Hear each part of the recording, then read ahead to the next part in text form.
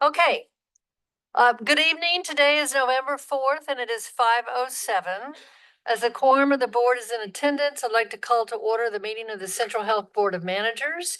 As you all know, on our agenda tonight is to discuss long-term planning for the Travis County Hospital District. I'm excited about this. This has been a while coming. Our board has been talking about this as well as with our CEO, Dr. Lee, and our great staff. So we're excited to be here tonight. Want to say a couple of things.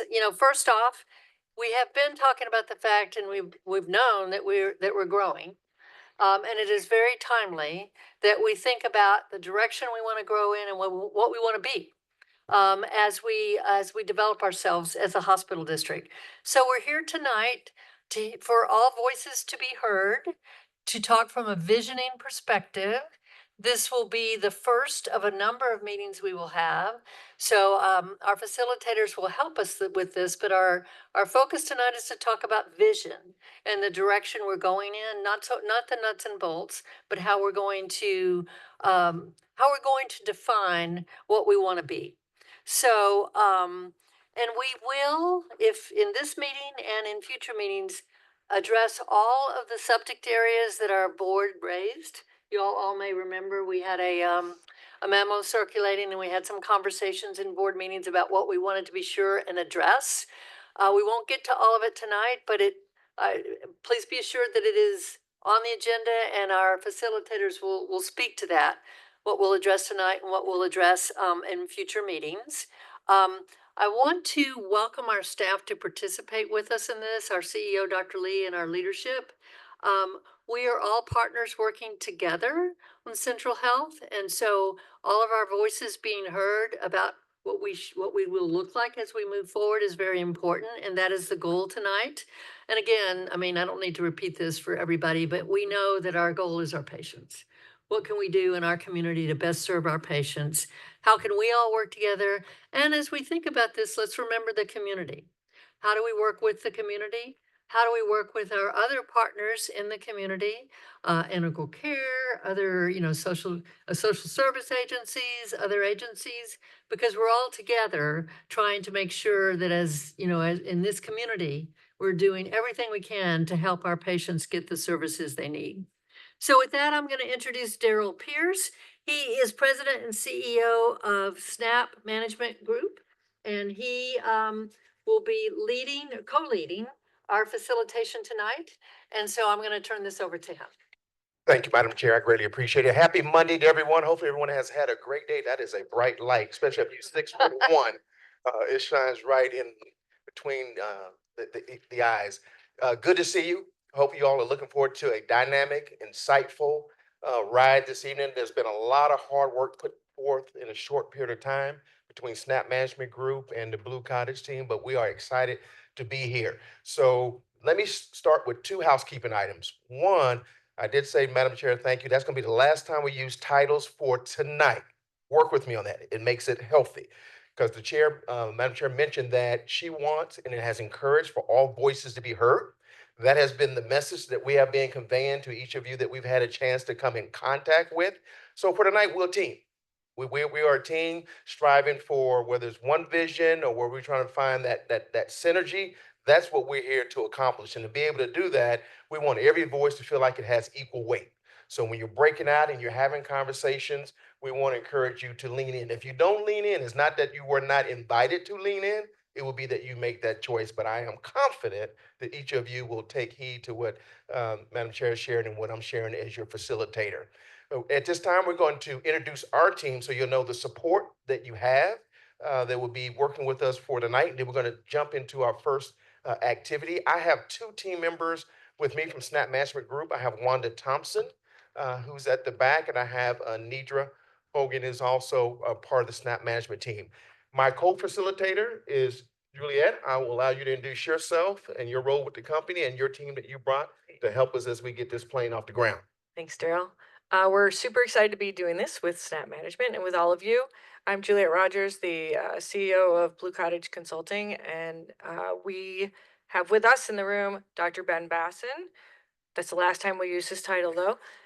So we have Ben, and we have Jarntip Lutz, who is one of our strategic leads, and we have Taylor David, who's our project manager for all of the work that we will be doing with you.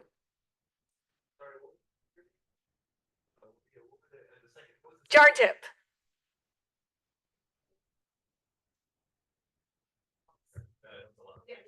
Yep, Ben, Jarntip, and Taylor. Thanks, Daryl. All right, fantastic. We can break up the names for our first breakout. So we want to get your blood and juices and creative minds working to get us started as we are now up in the air, and we're going to be looking out for in that turbulence. We know there's some storms in the area, so we do have that on our radar. So for our first breakout, what you will notice around the room, we have a lot of trees, but they're going to be used wisely. But we have some breakout stations. We have green behind me. We have red. We have brown. There's a blue over here to my right, and at the far part of the room, there's a dark purple, hot pink. See who's going to end up in that group. Orange, and we have purple over to my left. What you're going to do is that you're going to break out in either groups of 2 or 3, based on the color. Okay, and you have screens behind you, but based on the color. And what you're going to do is you're going to interview each other. And what you want to interview each other around is, what is your why? Why do you support the mission of Central Health? So if you're in a group of 3, that means number 1 would interview number 2, number 2 would interview number 3, 3 would interview number 1. And what you want to be able to do is come back and introduce that person on who you interview, so everyone would be participating. And you want to be able to identify their top 2 or 3 whys. They may have 5, they may have 7. They're not going to get lost because we want to be efficient doing this rapid fire exercise, but you want to identify their top 2 or 3 whys is what you want to be able to accomplish.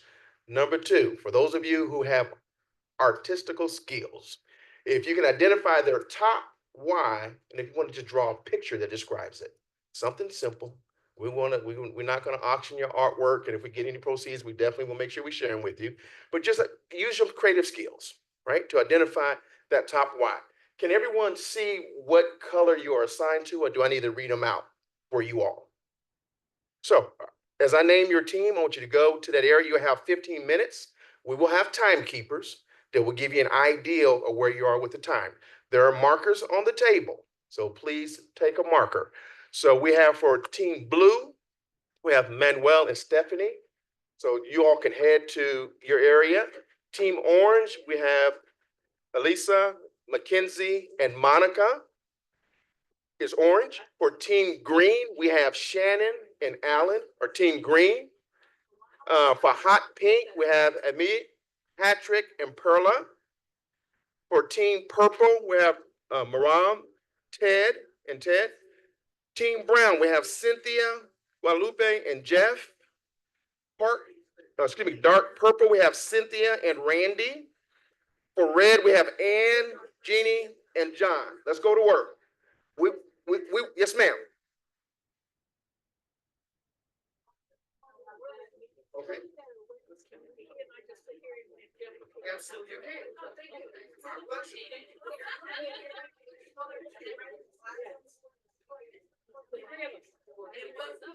Okay. Okay. All right, team, 1 point of clarification. You're interviewing and writing the whys on the Post-its. Yes, and on the large Post-its. The large Post-its, and if you need extra, we'll bring you more paper. Okay?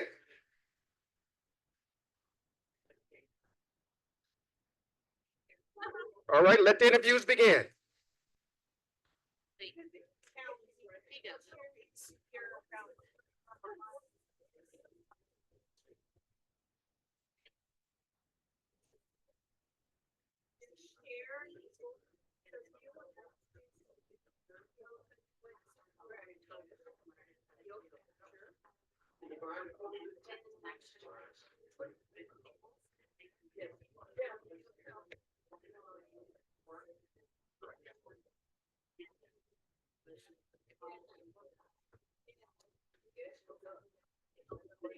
You're welcome.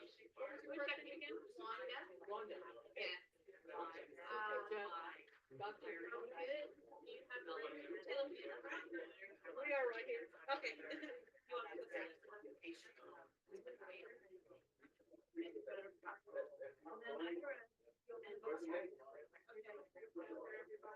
When he said write it, he meant the big ones, so you wanna pay for it and put it up there? You mean this one? No, this big one. The brown, okay, yeah. We'll just, when you're ready. Okay. Just do it when you're ready. Yeah, no, I know. Perfect. Thank you. I was just like,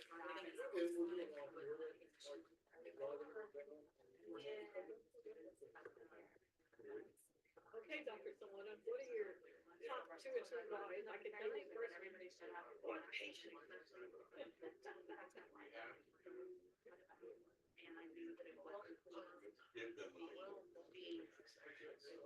And if you need to be reminded of the mission, we do have the mission on the screen.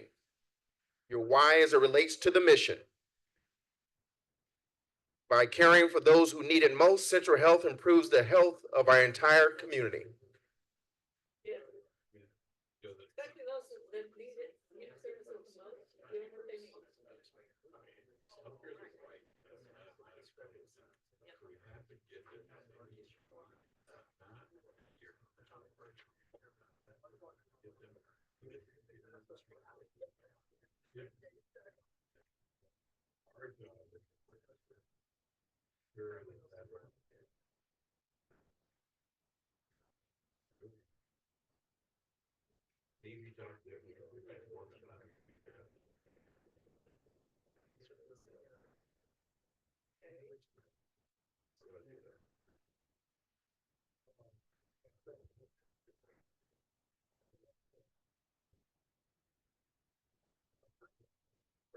I can't hear you. No, you're very low.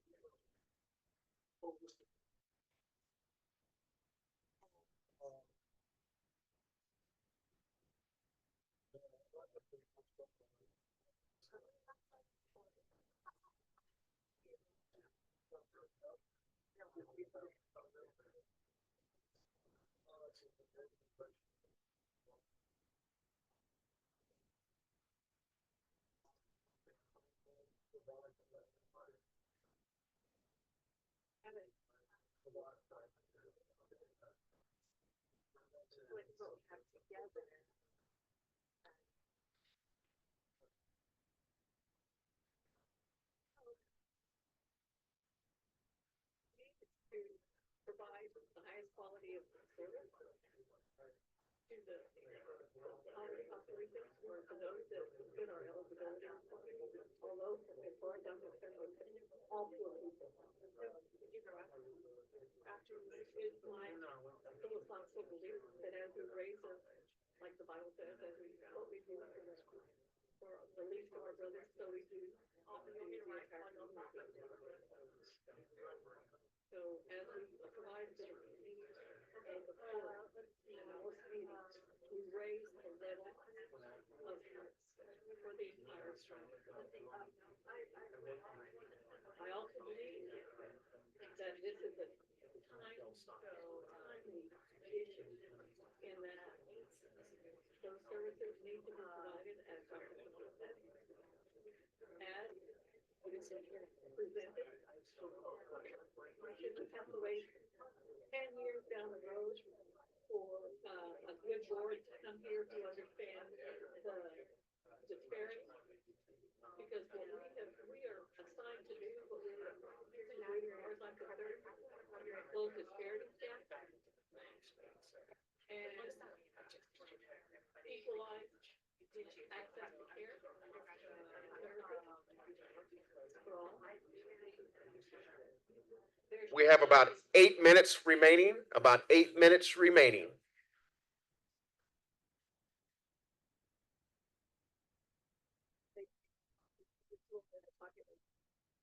In order to close out the gap. And that's our responsibility. It's also our responsibility to make sure that we're spending our taxpayer dollars efficiently and effectively. And by that, continuous analysis and evaluation. And the individual medical provider. So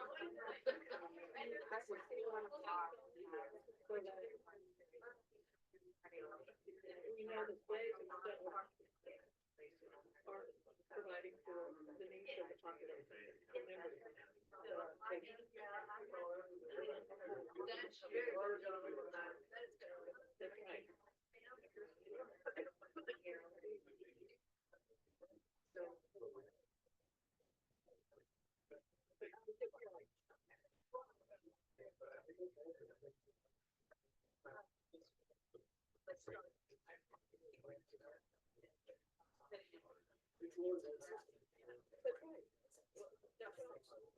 It's not, we're not setting up 10 different systems of care. However, the population might have different needs. And we need to take all of that into consideration. So included in my provision of services is looking at they Team, you're at the 7-minute mark, so if you haven't switched to start another interview, now will be a great time to do so. You have about 7 minutes remaining.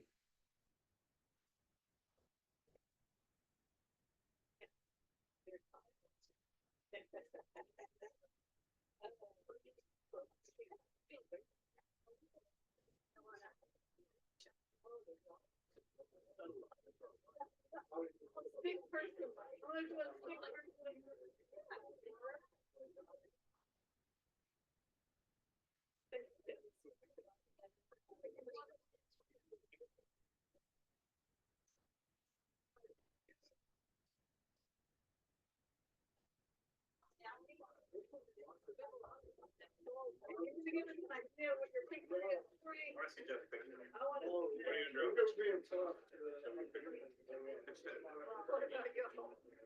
5 minutes. And we're all in it. We're all in it. And then just radiate out and that's what we call it. Yeah, or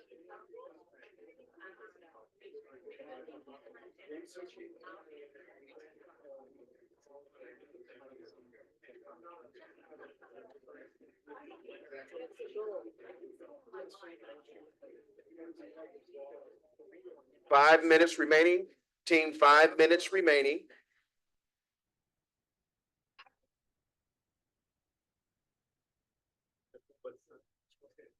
Dr. Samoa, what do you think of the picture for you?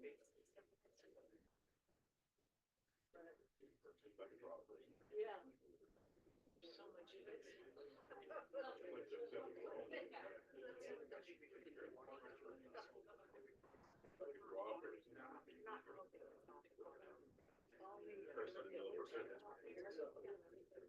idea.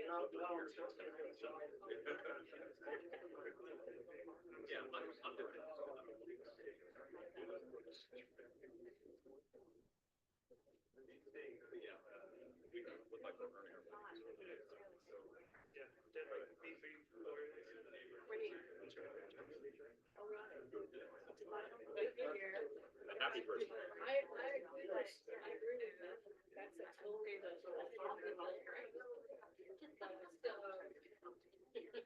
Which is probably best for everybody. Totally,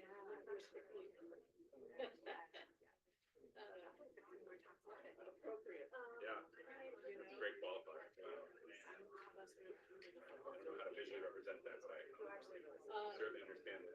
That I'm my qualifier is this, that we're a hospital and we're here for their medical and hospital needs. That we should be able to connect them to resources that will cover all their social services.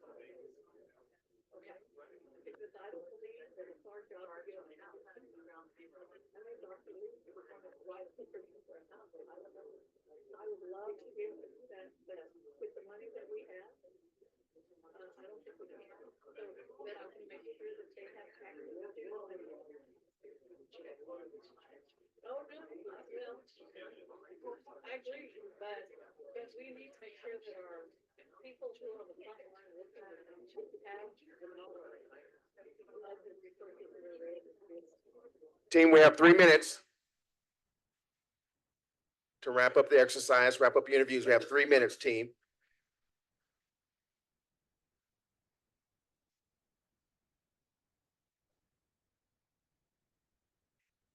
Very brand. It's an awesome thing.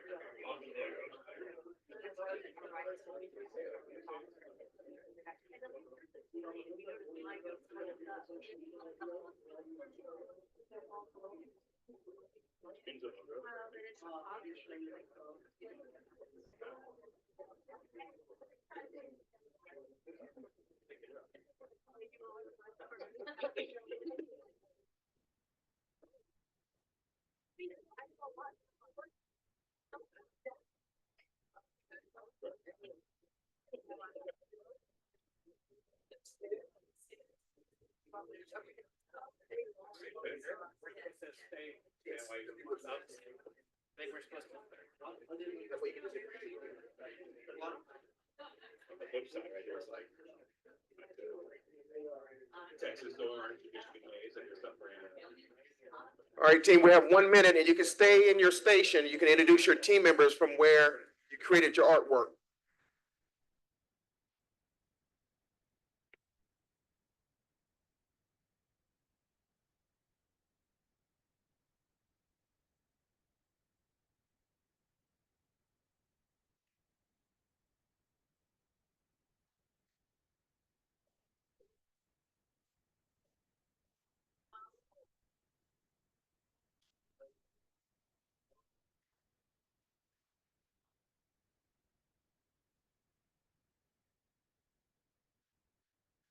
not a zero.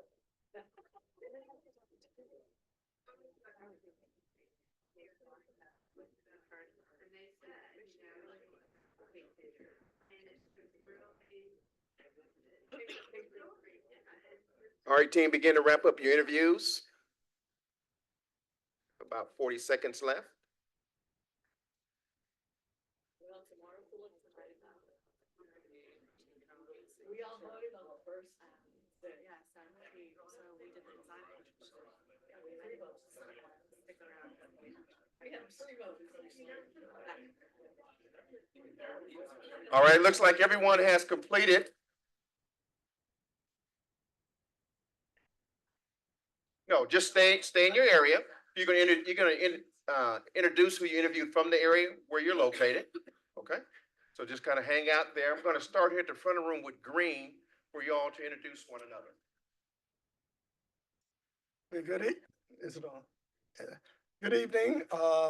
I'm had the pleasure and opportunity to work with Alan, also known as Dr. Alan Salsa. So, and he has outlined here a very Mona Lisa style design. But basically, he's interested, his commitment, he has years of service in Guatemala. And what he saw there and what he helped implement there was the whole issue of bridging the gap, of bridge care.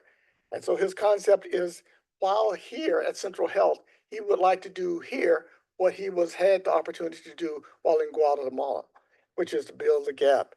And doing that by pulling together the various pieces of a puzzle, of which we as a Central Health has various pieces of a puzzle, all to address that gap. Next. I'd like to introduce Shannon. And Shannon identifies with many of the communities that we advocate for and that we provide care to. And Shannon is here specifically working with Central Health and sitting on our board as he really wants to advocate for the disparities that sit within our scope and build out the healthcare for those who are not represented. And Shannon's artistic piece really represents the center, the smallest population, actually folks who are fully covered and have access to healthcare. The circle that sits outside of that are folks who have some healthcare. And then the larger circle is really the folks that we represent and significantly large communities that have no access to healthcare and no coverage. And that explains his why and his advocacy to sit on our board. Okay, I had the pleasure of talking with Jeannie. This is Jeannie Verdon. And she shared with us that she is participating in Central Health because she wants to do something meaningful and impactful. And she wants to be connected to people in the community. She comes out of education. And what she does is she impacts the lives of our patients by hiring folks and developing folks to work in our as our team. She has a lot of experience with her grandfather. She has that personal connection of witnessing the health issues that he had, and what he needed and what he experienced in the community, and that helps drive her as she works to make meaningful and impactful change. Thank you. And I had the opportunity to interview John Morgan, and some common themes around that. He has healthcare in his family. So he comes from a family that is in healthcare. So he has seen it growing up, and he made that a career choice early on.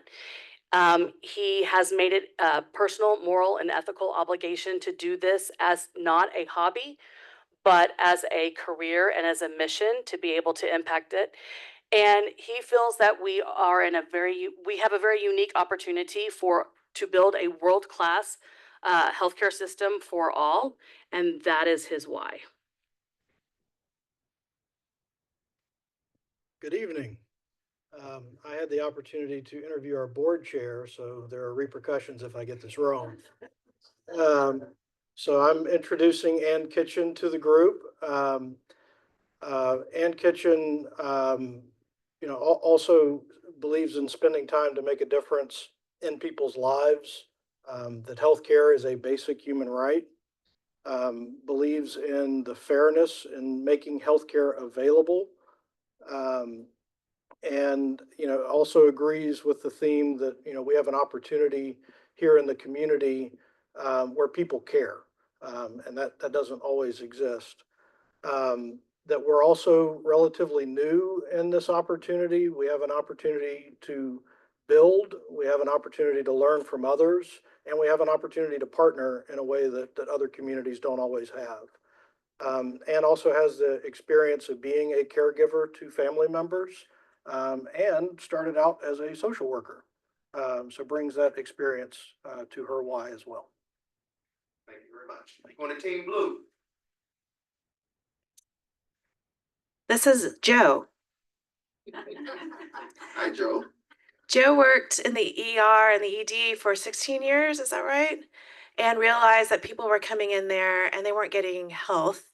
They were getting kind of triaged and maybe stabilized at that moment. And that we as a community needed to do a lot better than that. And I think has committed to creating something. We came up with the word comprehensive, but he trained in Dallas and really saw the Parkland model and understood that it could be more, and that the safety net here in Travis County needs to be this comprehensive system, really focused on primary care. And had some really compelling stories about if he could just have treated somebody earlier and had options earlier, would have not just maybe saved that person's life, but of course saved a lot of money. And there were downstream repercussions that were really really heart-wrenching, having orphans to take care of afterwards. That kind of I think he's a medical professional, really committed to being a part of this central health visioning, and has really been following the healthcare district and the Dow Medical School and supporting this since its inception. Thank you. This is Stephanie, we all know. Stephanie had an interesting story that I think is very relevant. She was driven to come, I think, to work at Central Health because you deeply believe that there's a role for government in being an effective delivery of services. Also because she grew up in the military, everyone got the same health care. It was irrelevant to who you were, what rank you were, et cetera. And that to create that in this setting is a very worthwhile endeavor. On the team Brown. Oh, right here. This is all Brown, correct? Yeah, we're all right. We thought he was a split No, they're each spokespersons. Gotcha. Everyone equally contributes in this evening, a moment in time. Please go ahead. We're all equal in this world. That's exactly right. This is Dr. Guadalupe Zamora. People call him Pete. I have a hard time doing that. He's a doctor to me, but Dr. Zamora is a compassionate, caring individual, longstanding reputation in our community. And as we all know, I can hear him say in the back of our minds, it's for the patients. It's all about the patients. However, to achieve that, he believes that the most needy need to have their needs addressed, and they need to be addressed quickly. Not next year, not when we get a clinic open in that area, they need to be addressed immediately. He also believes that we need to look at all the needs of the patient and provide for them as best we can. Another thing that he also believes is that, and he used the word, it's our responsibility. It's our responsibility as a board member to ensure that that occurs to our communities, especially those that are marginalized and living in poverty, to make sure that their needs are met and that we have the monies available in order to accommodate that. Thank you. Thanks. This is Jeff. Jeff believes that healthcare is a right, and everybody should. Someone has said that also. That was number 2. That's okay. Healthcare is a right. He also thinks that healthcare should be delivered holistically, and therefore our circle with a stick man in the middle, because it's all about, we're all in that circle, but we need to have somebody identify as a patient. And he also feels like it's up to us. We need to provide that healthcare, and so I believe what Jeff tells us. Wow. Jeff, that's broad shoulders, my friend. On my head there. I'm introducing Cynthia. She's our board member. Getting back to real quickly, Dr. Zamora's, it's all about the patient, right? So just want to make sure that we remember that.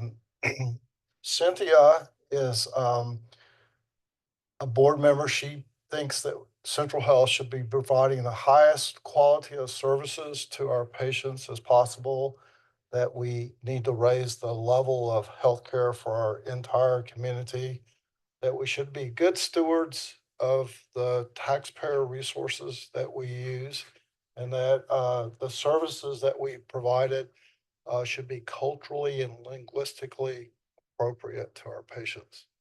Okay, thank you. Leanne, if you pass that back to me, we have another one right behind. Thank you, sir. And So then Juliet's gonna get the dark purple team kicked off. Go for it. Yeah, so I had the pleasure of interviewing Dr. Brinson. Dr. Brinson and I share a few things in common, obviously healthcare, but also we both kind of hail from Dallas originally. And Dr. Brinson had a few headwinds when she first got into medicine, and fought a lot of struggles to get there. And one of them was apparently in residency. One of her questions, along with other residents here at UT, was, where did the money go? Because it's not showing up in the residents' pockets. So it was very interesting to talk about that as one of her first reasons and whys for being here. And then the second one quickly morphed from that, which was wanted to be involved in forging a new, more complete medical system. And so I think she sees the future as what a lot of us do, as far as what we need and the needs that are out there, and seeing a more comprehensive system moving forward. So. And I interviewed Randy, and Randy is a lawyer. He started as a lawyer and wanted to be a healthcare attorney after one of his father-in-law was sued. He was a physician, and that got him very interested in healthcare. So he became a healthcare attorney, went into healthcare, but it wasn't enough just defending doctors or whatever.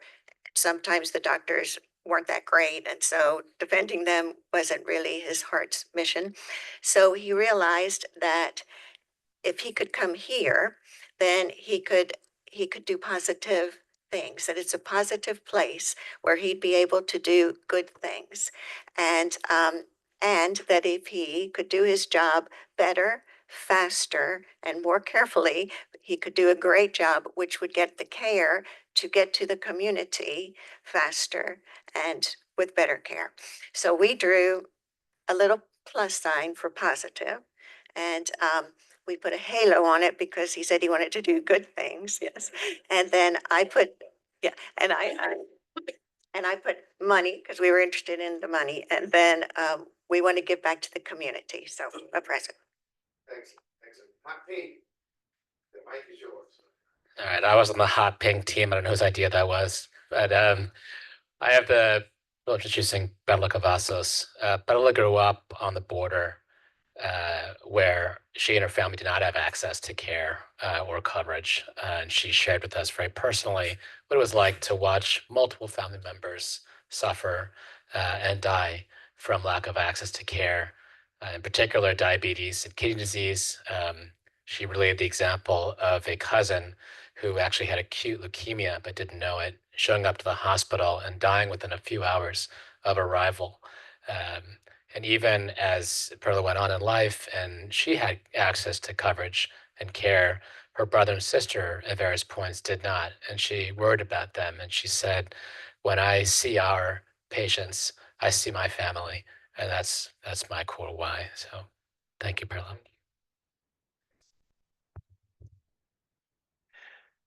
I was able to take the notes on Pat's responses here. And he began with a quotation, I believe this was from Paul Farmer, is that right? Stupid deaths make me angry. And to qualify that further, particularly around stupid, unfair, and unjust deaths. And I think we're familiar with Pat's calm demeanor, and he expressed that his calmness really belies the serious sense of urgency that he carries inside, particularly around fragmentation of being the core of where healthcare fails. And that's why opportunities like this are so uniquely important, because there's the potential to bring the components together to be able to solve. And so when you have that sense of urgency, it can be applied as from potential to kinetic energy in a role like this and in a shared mission like this. He's deeply committed to doing so and feels a deep sense of empowerment around the opportunities that we have ahead of us. We have an iceberg that I'll let Pat explain later. It can actually mean a lot of things, that iceberg. So I had the pleasure of taking notes about Amit Motwani, and what I took away from what Amit said is I think his why has a lot to do with his family and his upbringing. He talked about how his mother asks him, "What's your higher mindset?" And so I think Amit is always looking to do the right thing. And that's the first thing he said, actually. It's the right access to healthcare is the right thing to do. He talked about health is survival and togetherness is survival. He talked about the intrinsic sense of a commitment to collective well-being. So I think it takes a village. It takes this village to do the right thing and to offer that access. And then I saw that you scribbled one last one there that we didn't talk about. Maybe we talked about, but didn't write down. But we are interconnected morally and practically. Right. You don't want to speak to the Iceberg. Very poorly illustrated iceberg. No, it's a beautiful iceberg. So This is preliminary data, so please don't take this as fact yet, but I had a preview of the key takeaways of our next demographic report just next door before we launched in here. And one of the really interesting things that I saw was what was not there. What was not there was a lot of cancer.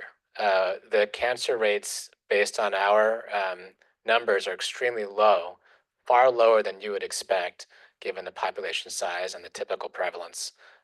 And so whether in our highest utilizing populations or our lowest utilizing populations, it's like crickets. And when I see observations like that, sometimes the next thought is, can we do something about it?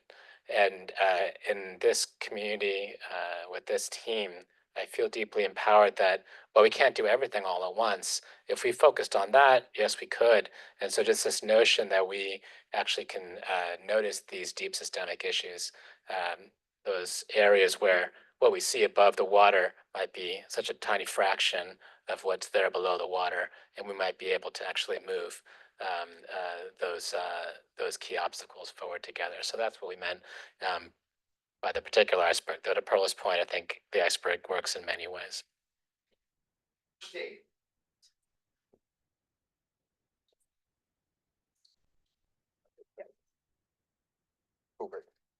Hello, everyone. I had the pleasure of interviewing Monica. Monica believes that healthcare is a right. And this fuels her fire, and she's passionate because of her personal experiences with her family. And those are her whys on why she's. And I got to interview Elisa, and Lisa talked about how her experience growing up in Laredo, which at the time was the third most impoverished community in the country, in a community that didn't have a lot of resources, but had a close-knit community bonds. And she had a dad that was able to kind of be strategic about his work and build relationships with a healthcare provider, with a doctor in town. So she saw the difference that having access to medical care and healthcare services made in her family, but also what the lack of that access had on families around her, and that drove her to this day to try to seek out healthcare justice so that there could be more equality in the care that people receive because of the impact it has on people's lives. And then also with the history and social work that she would take kids who had had nothing, but because of that were able to receive healthcare services from the UT medical branch in Galveston to receive services there. But it took an enormous effort to get those kids there. And so noticing also the difference between either, and I think Manager Jones, you noticed this, is that you either have such a lack of resources that potentially you have access to services, or if you have quite a bit of resources, then you have access to services, and that there's not that much connectivity in between. So there's quite a bit of inequity in the system today. Okay, so I had the privilege of interviewing Mackenzie. Mackenzie's been with Central Health for 4 years. He does, I'm not going to use the title, but he's part of the risk management pool, if you will, for lack of a better way to say it. Mackenzie came to us from, or is originally from the Mississippi state, and we all know, Mississippi, how it ranks in many, many cases, both healthcare and otherwise. And in his case, when he talked about his why, I couldn't help but think of myself because it was so familiar with what I was hearing. He was talking about his family had few resources with respect to healthcare. He talked about the people around them had few access to those resources. And at the end of the day, it was all about the access to these services.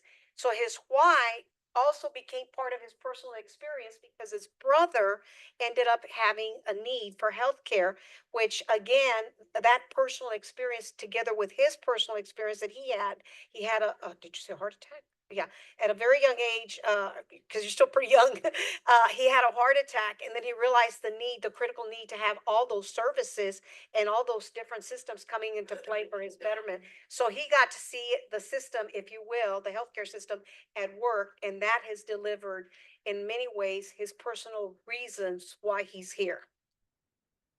Do I see artwork there from a distance? Y'all want to give us just a real brief? Sure. So, yeah, there's artwork. What do we call it? The scales of justice, where, and on the scale, there's healthcare and then there's equity, inequity. And it's Now, weighing this is out. Monica, the lawyer. Thank you. Purple tape. All right, purple team. So whether you've known Maram for years, as I have, or a minute, you've experienced her passion for healthcare justice, and her passion is fueled by her lived experience. So Maram, you may or may not know, Maram went to high school in the West Bank, an American citizen going to high school in the West Bank.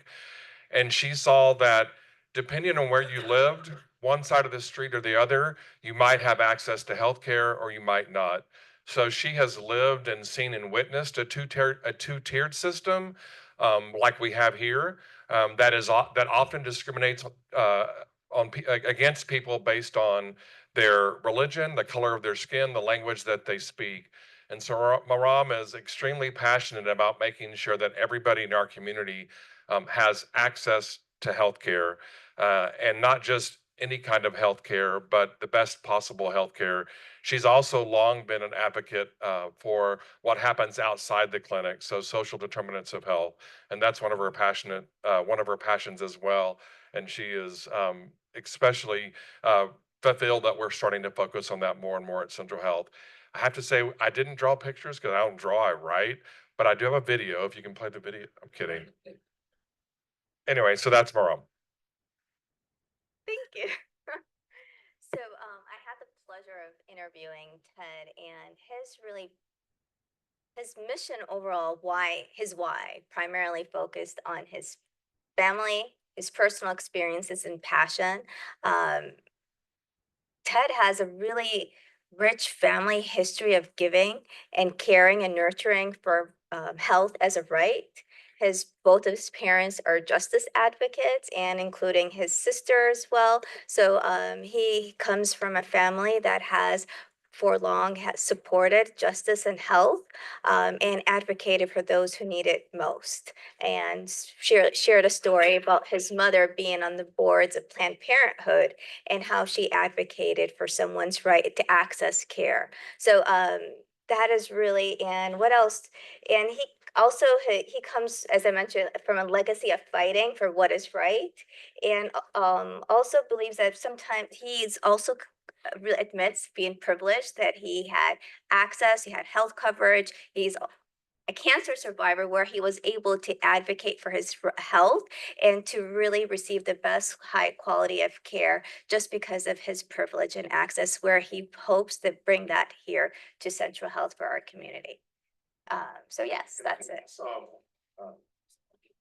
Maram's got her cheap drawing for sure. She even drew her own heart.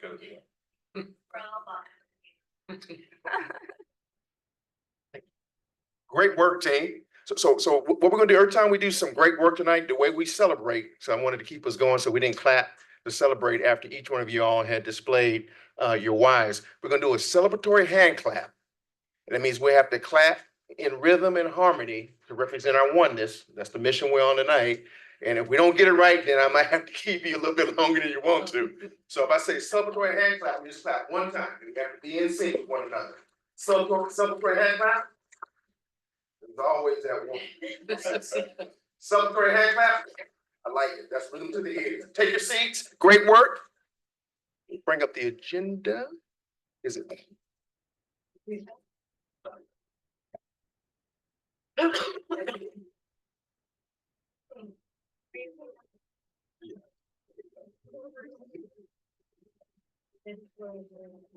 All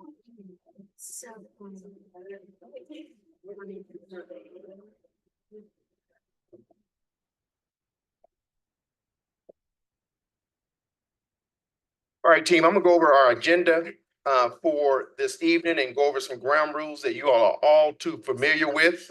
So we've had our icebreaker, we've had great introductions. In a few moments, I'm gonna have Pat come up and talk to us a little bit about the reasons why we're here.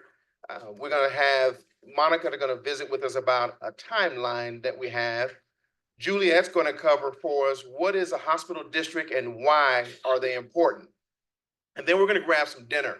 Now, that would be a perfect time, and I'm gonna yield to you all. I'm gonna yield to you all whether we have like 20, 25 minutes for you to get your dinner before we get into our next breakout. If you all decide we want to cut some time there, we can get the dinner and have a working breakout. So that'd be a great way that we can cut some time down if you all would like to do that. So we'll have that opportunity. And so then we'll break out into breakout 2, which will cover Central Health's impact areas. And so we're going to get some great information and data from Juliet, and then we'll have an opportunity to get you back into a different group. That's the reason why you see the blue and the green and the orange. We're going to be moving you all around. So by the end of the evening, you would have worked with just about everybody in the room, but in different groups. So those groups would be like 5 and 7, but we want to mix up the voices. We want to mix up the energy, and we want to mix up the experience to get the best results for building you all's next steps. And then we'll have report outs. Now, one thing to keep in mind, regardless of what group that you're in and regardless of what you're working on, each group is always going to come back and report out. That means everybody will have a chance to have a voice in all the topics. Okay? And then we'll have that peer discussion. We'll have another break, and we might abbreviate that break. And then we're going to have a team member from Blue Cottage come talk to us about Central Health service areas. And then based on those areas too, again, we're going to break out, we're going to have some healthy discussion. We'll come back, we'll report out.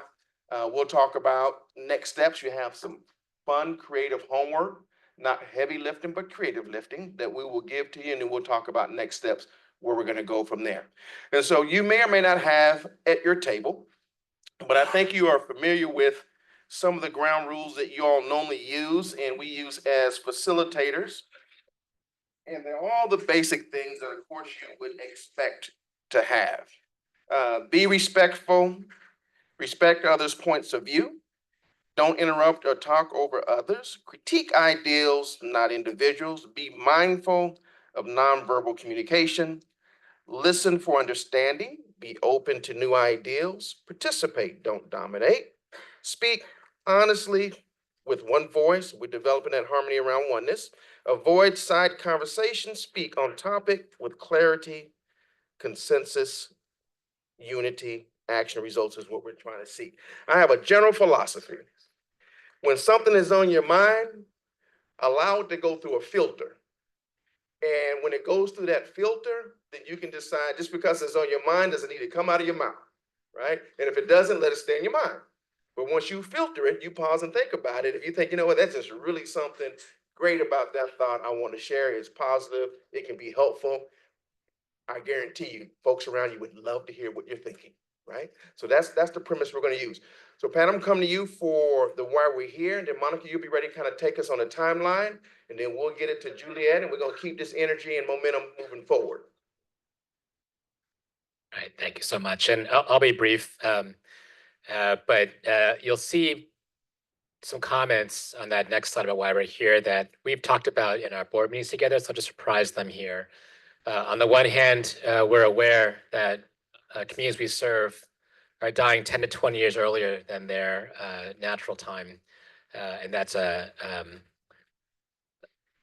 injustice that we feel deeply committed to because everyone has a right to the access to care to live a healthy and full life. We know that there's an economic impact of that disparity, to follow the money, if you will. If we don't act, then we perpetuate that status quo, and we are losing at least $1 billion a year in Travis County as a result. And so the problem to solve lies between the need to ensure people get the care they deserve and the need to really prevent that deep waste of vital resources in our community. On the right side of that graph, you see the reasons why we might be hopeful that in our particular setting, in the community that we live in, where 90% of people believe health is a human right, where we actually have the ability to influence the source of revenue, the way that financial incentives influence behaviors of other partners and systems, what is paid for. We employ teams, and we have the ability to deliver the care across medical, surgical, behavioral health, substance use, food, transportation, housing, education, and so on. We have the ability to solve for one of the main ways that healthcare fails around our country and around the world, which is that we carve up something that is really a whole person care thing, and we carve it into pieces, and then we start to measure it and work on it just in the piece that's within view in whatever part of the system we're in. And before you know it, we lose the journey of a person moving across that system. And in those areas of fragmentation, much of the harm and the failure occurs. And so that is broadly our opportunity to actually follow that patient's journey throughout the entire system and have the ability potentially to influence at any point in that journey with our partners.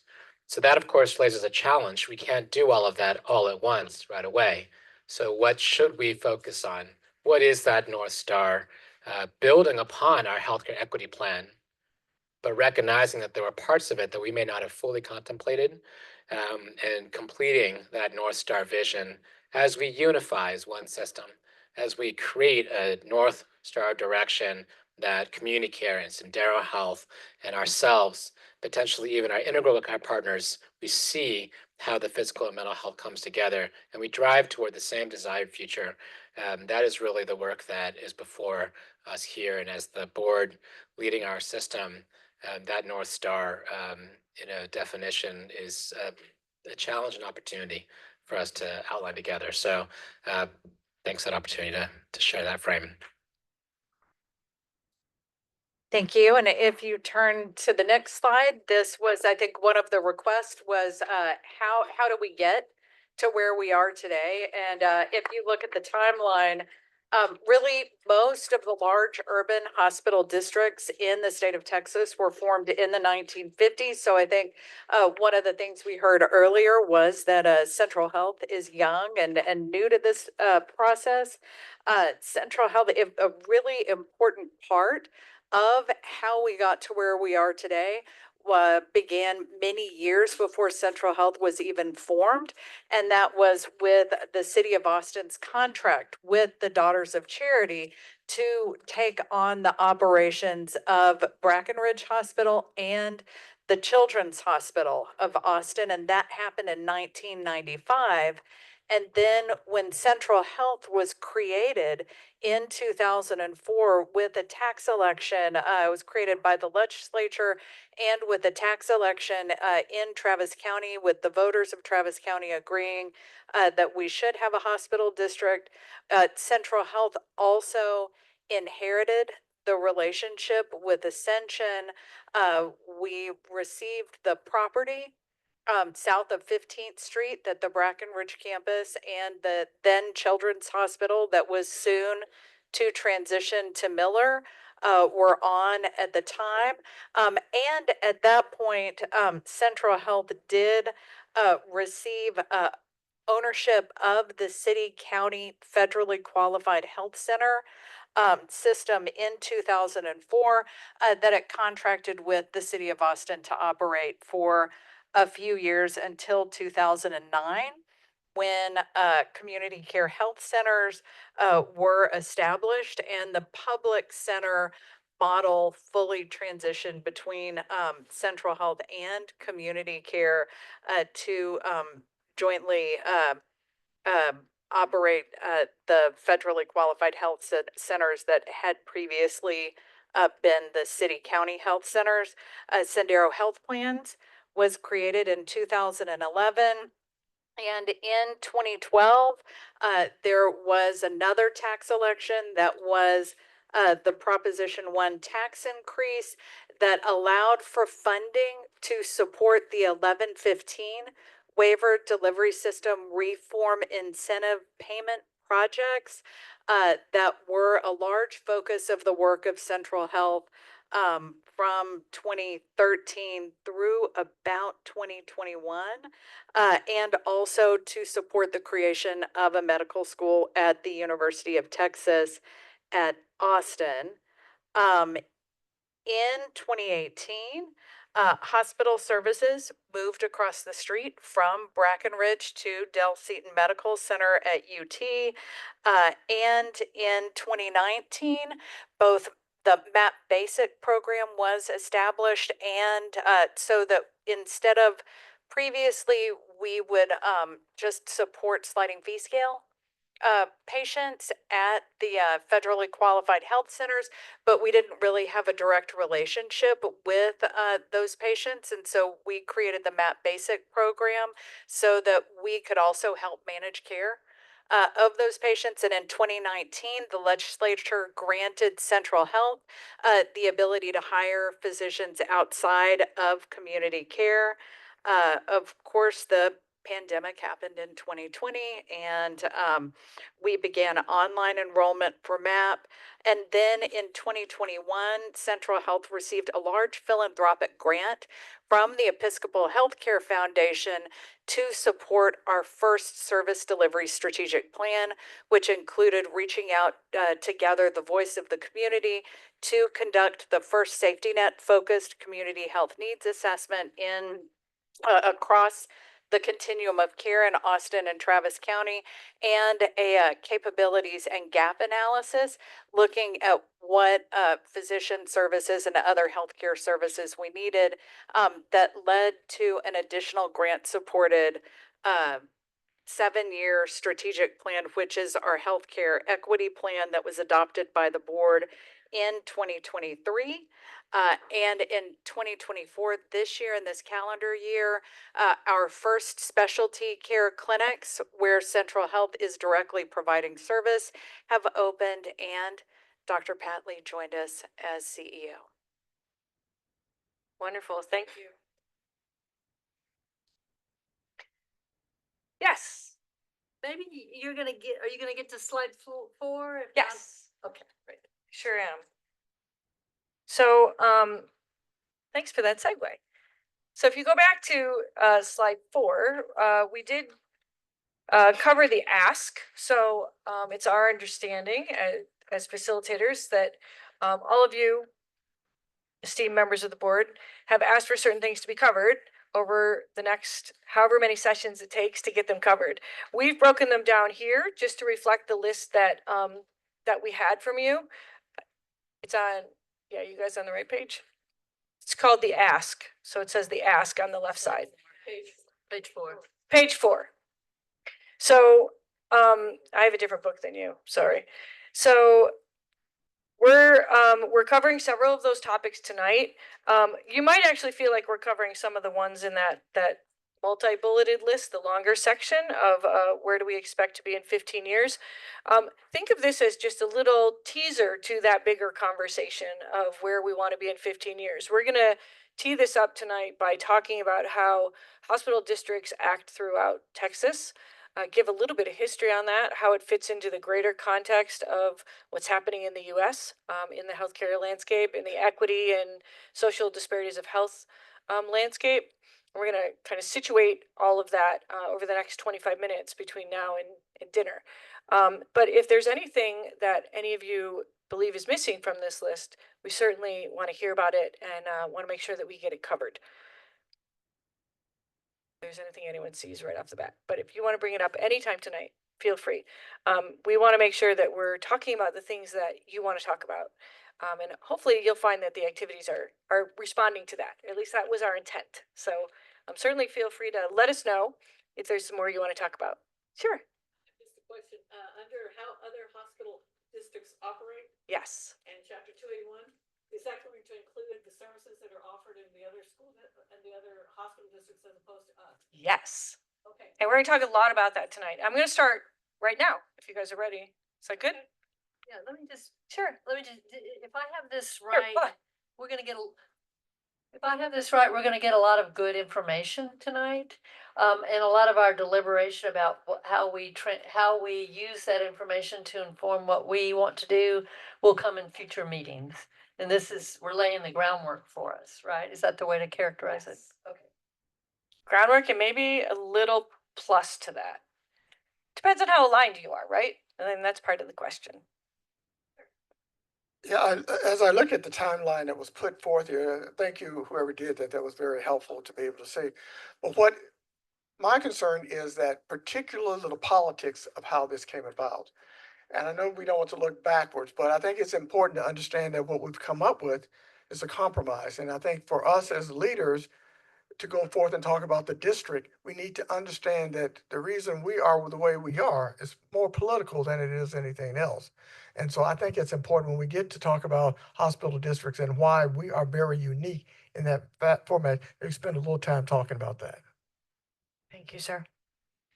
That's actually a great place to start. So on slide 7, and you can follow along in the book if you want to. It probably would be helpful when we talk about some of the graphics, but if you just want to listen, that's fine too. And I welcome questions. And I have to give you just first my disclaimer, which is I was a professor at the University of Michigan, and this was my subject. So I could talk to you for days or run a 5-day workshop on public safety net hospitals, and would love to go as deep as you'd like. I'm giving you the 20-minute version tonight. But at any point, if you want to talk deeper about any of those things, I'm happy to do that. So in the first slide is about Texas healthcare landscape. And actually what I wanted to do is situate that within the context of the whole country first. And I think what's important to know is that the failures of the healthcare system are well documented, since the beginning of documentation, right, of anything. But what's happened in the last 20 so years is actually like 2 phases. And on Monica's timeline, it was funny, Monica, because I was looking at that, and you have 1950s on there as being a pivotal time in the U.S. Well, 1950s is when the Hill-Burton Act was passed, and that's what funded so many hospitals. So a bunch of regions of the country that didn't have healthcare got healthcare. Well, what happened later is the life cycle of a hospital is roughly 50 years. So what you see in 2005 to 2015 is all of a sudden you have all these hospitals being built. And that's because Hill-Burton built a bunch of hospitals and now they all had to be replaced. Well, what happened in that 2005 to 2015 became this like hospital facility arms race in many ways. So that's when all these new buildings went up, and that's when Parkland went up, and that's when other people then started to replace their facilities. And it became actually, this wasn't even scripted as part of what I was going to tell you, but since you brought up Hill-Burton, what started happening is there was competition for new facilities and full hospitals and comprehensive hospitals. And that became a way that people competed.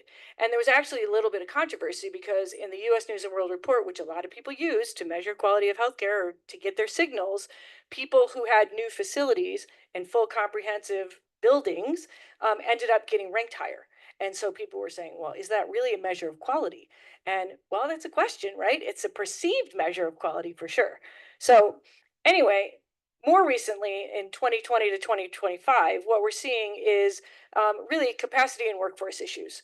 And then those were already existing, made exponentially worse by the pandemic. But this also plays into this medical arms race because the hospitals that were the nicest or had the newest equipment or easiest to work in are the hospitals that got the staff. So we already had fewer staff members, but then there was more competition for those staff members. And it just became part of this very competitive workforce environment. Now you have the benefit of sitting in a place where people like to live, Austin, but the downside of a place where people can't afford to live. So then your workforce problems are even more complicated, and that affects quality of healthcare. So if you go to the next set of slides, these are nerdy statistics slides, but I find that they're great talking points for dinner parties if you have my kind of dinner parties. So we have we're part of this privileged group of countries that have the option to create wonderful health systems and to put a lot of money and a lot of our gross domestic product into healthcare. But what you see is that we actually sit really, really nicely in this peer group, right? We provide great care to the people that get it. And that's the caveat. So this first slide is that we provide great care if you actually are somebody who receives care. When you go to the next one,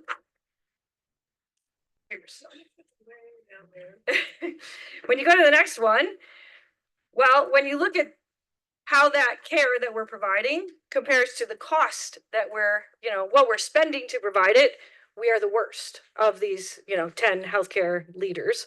And then on slide 10, what you see is that not only are we the worst in value, but we're actually the worst in the ability to provide healthcare at an affordable price to the people that need it. So in access and affordability, no surprise to any of you in this room, we're at the bottom of this peer group. So then when you move to the next slide, slide 11, even worse. So we're spending the most money. We have the best care for those who receive it, but we have the shortest lives and the most avoidable deaths. So I think there was a quote up there that stupid deaths. What's your Paul Farmer quote that you love? These are stupid deaths, right? So we have the best care, but people can't get it, and it's not actually really working for everyone. So this is the collective. So I heard so many key words in your introductions, but like healthcare as a collective good, we're failing. So then you move on to the next one, and then this is actually new. So this set of stats comes out every single year. And so every year you can see where we rank to this peer group, and they added equity. So they added equity as a measure for this particular study book. And the US and New Zealand, and I was kind of surprised about New Zealand, honestly, trail in equity and access and experience. So all of this to say that outside of, beyond your county and beyond Austin and beyond Texas, the US is struggling as a whole when it comes to delivering great care. So what's hopeful about all of this, and this is where page 13 starts, or slide 13, is that in Texas, and there's only 3 or 4 states that have a model that I would say is similar to Texas. You have this unique model where 142 roughly hospital districts are created as a way to fund healthcare for anyone who's in that gap. So anyone who doesn't have access to care or access to a way to pay for care. So these hospital districts are formed, and we put on the right just who we think your peer group is. And we could discuss this. You might have others you want to put on there. You might have a reason that you don't think someone on here is a peer. We've been able to work with actually every system on this list. And we think that they're a lot like you in mission. They're a lot like you in what their goals are. They're different from you in that they have different local contexts, but that's what's great about the hospital district system in Texas. It's that you actually can pull down funding, but then you get to decide how to use that funding to respond to the needs of your particular community. So it's not just a mass program like Blue Cross Blue Shield, which might just negotiate different rates, but they're kind of delivering the same thing. You actually get to pull down funding and then decide what you want to do with it. So and then convince the taxpayers that you're making good choices about how you're using both the property tax money and the Medicaid revenue that you're pulling down. So when we look across what the responsibilities are of a hospital district in Texas, there are these 5 common things that are on the bottom of that sheet. But we take it a step deeper and say, well, what do the best districts do? So what are the districts that are actually considered leaders in public hospitals in the country? What do they do?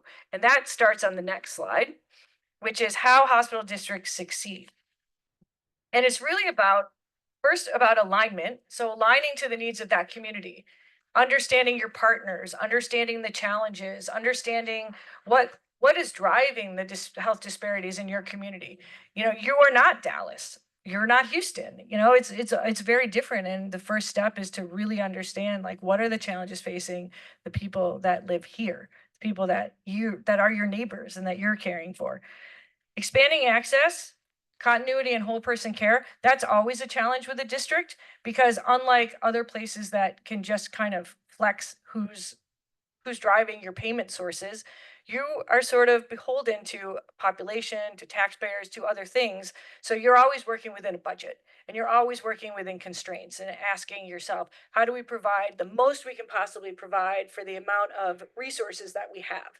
And so you have a different kind of challenge versus somebody who's saying, I'm just going to put a hospital out in suburbia because that's where the great insurance companies, work. And so we're going to drive up revenue that way. So you don't have as many options there. So it's just recognizing that you're always working within constraints. Aligning incentives for preventive and population health. That came out in a lot of your intros, just how late care affected you or a family member, how delayed care keeps many of you up at night is what it sounded like, and how it just really is a driver that you're driven to change that trajectory for people. Accountability to taxpayers and ability to prove that, I would also add to that, because accountability, like, there's a lot of ways to prove value. The best proof is when you provide great care and everybody talks about it and talks about how you saved their family member or how you did give the access that they needed at the right time. Coordinated care, collaborative care, all of those things. So at the bottom of this page, we summarize this into 10 categories. And when we looked across that peer group, so we weren't really looking at the 100 small rural hospital districts. Like Rio Grande was not one of the ones that we put on your peer group. So we're looking at the big cities. And when you look at those, they really stand out for providing things in these 10 buckets. And these 10 buckets, economic impact, comprehensive services, safety net for uninsured, the training and education piece, of course, addressing the social disparities of health, research, the support for rural areas may or may not be one of your big things. It is for some of the other ones who have, very large geographies that they have to cover. Emergency and trauma care, community health, and then many actually have stood up innovation hubs that really look at innovations in healthcare at a hospital level, either experimental care, research, equipment, all sorts of things like that. Yes. Question. You want a mic? I don't need it. Okay. Why is immigration not a consideration?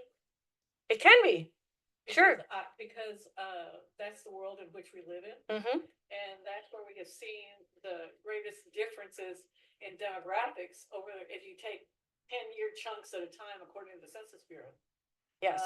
And as we're seeing a population which has become much more polarized in their philosophies, that also becomes an eligibility issue. Yes, I think that's a great point, and I would sort of put that in social disparities, but we will track it. We'll add it to our list for sure. It's its own.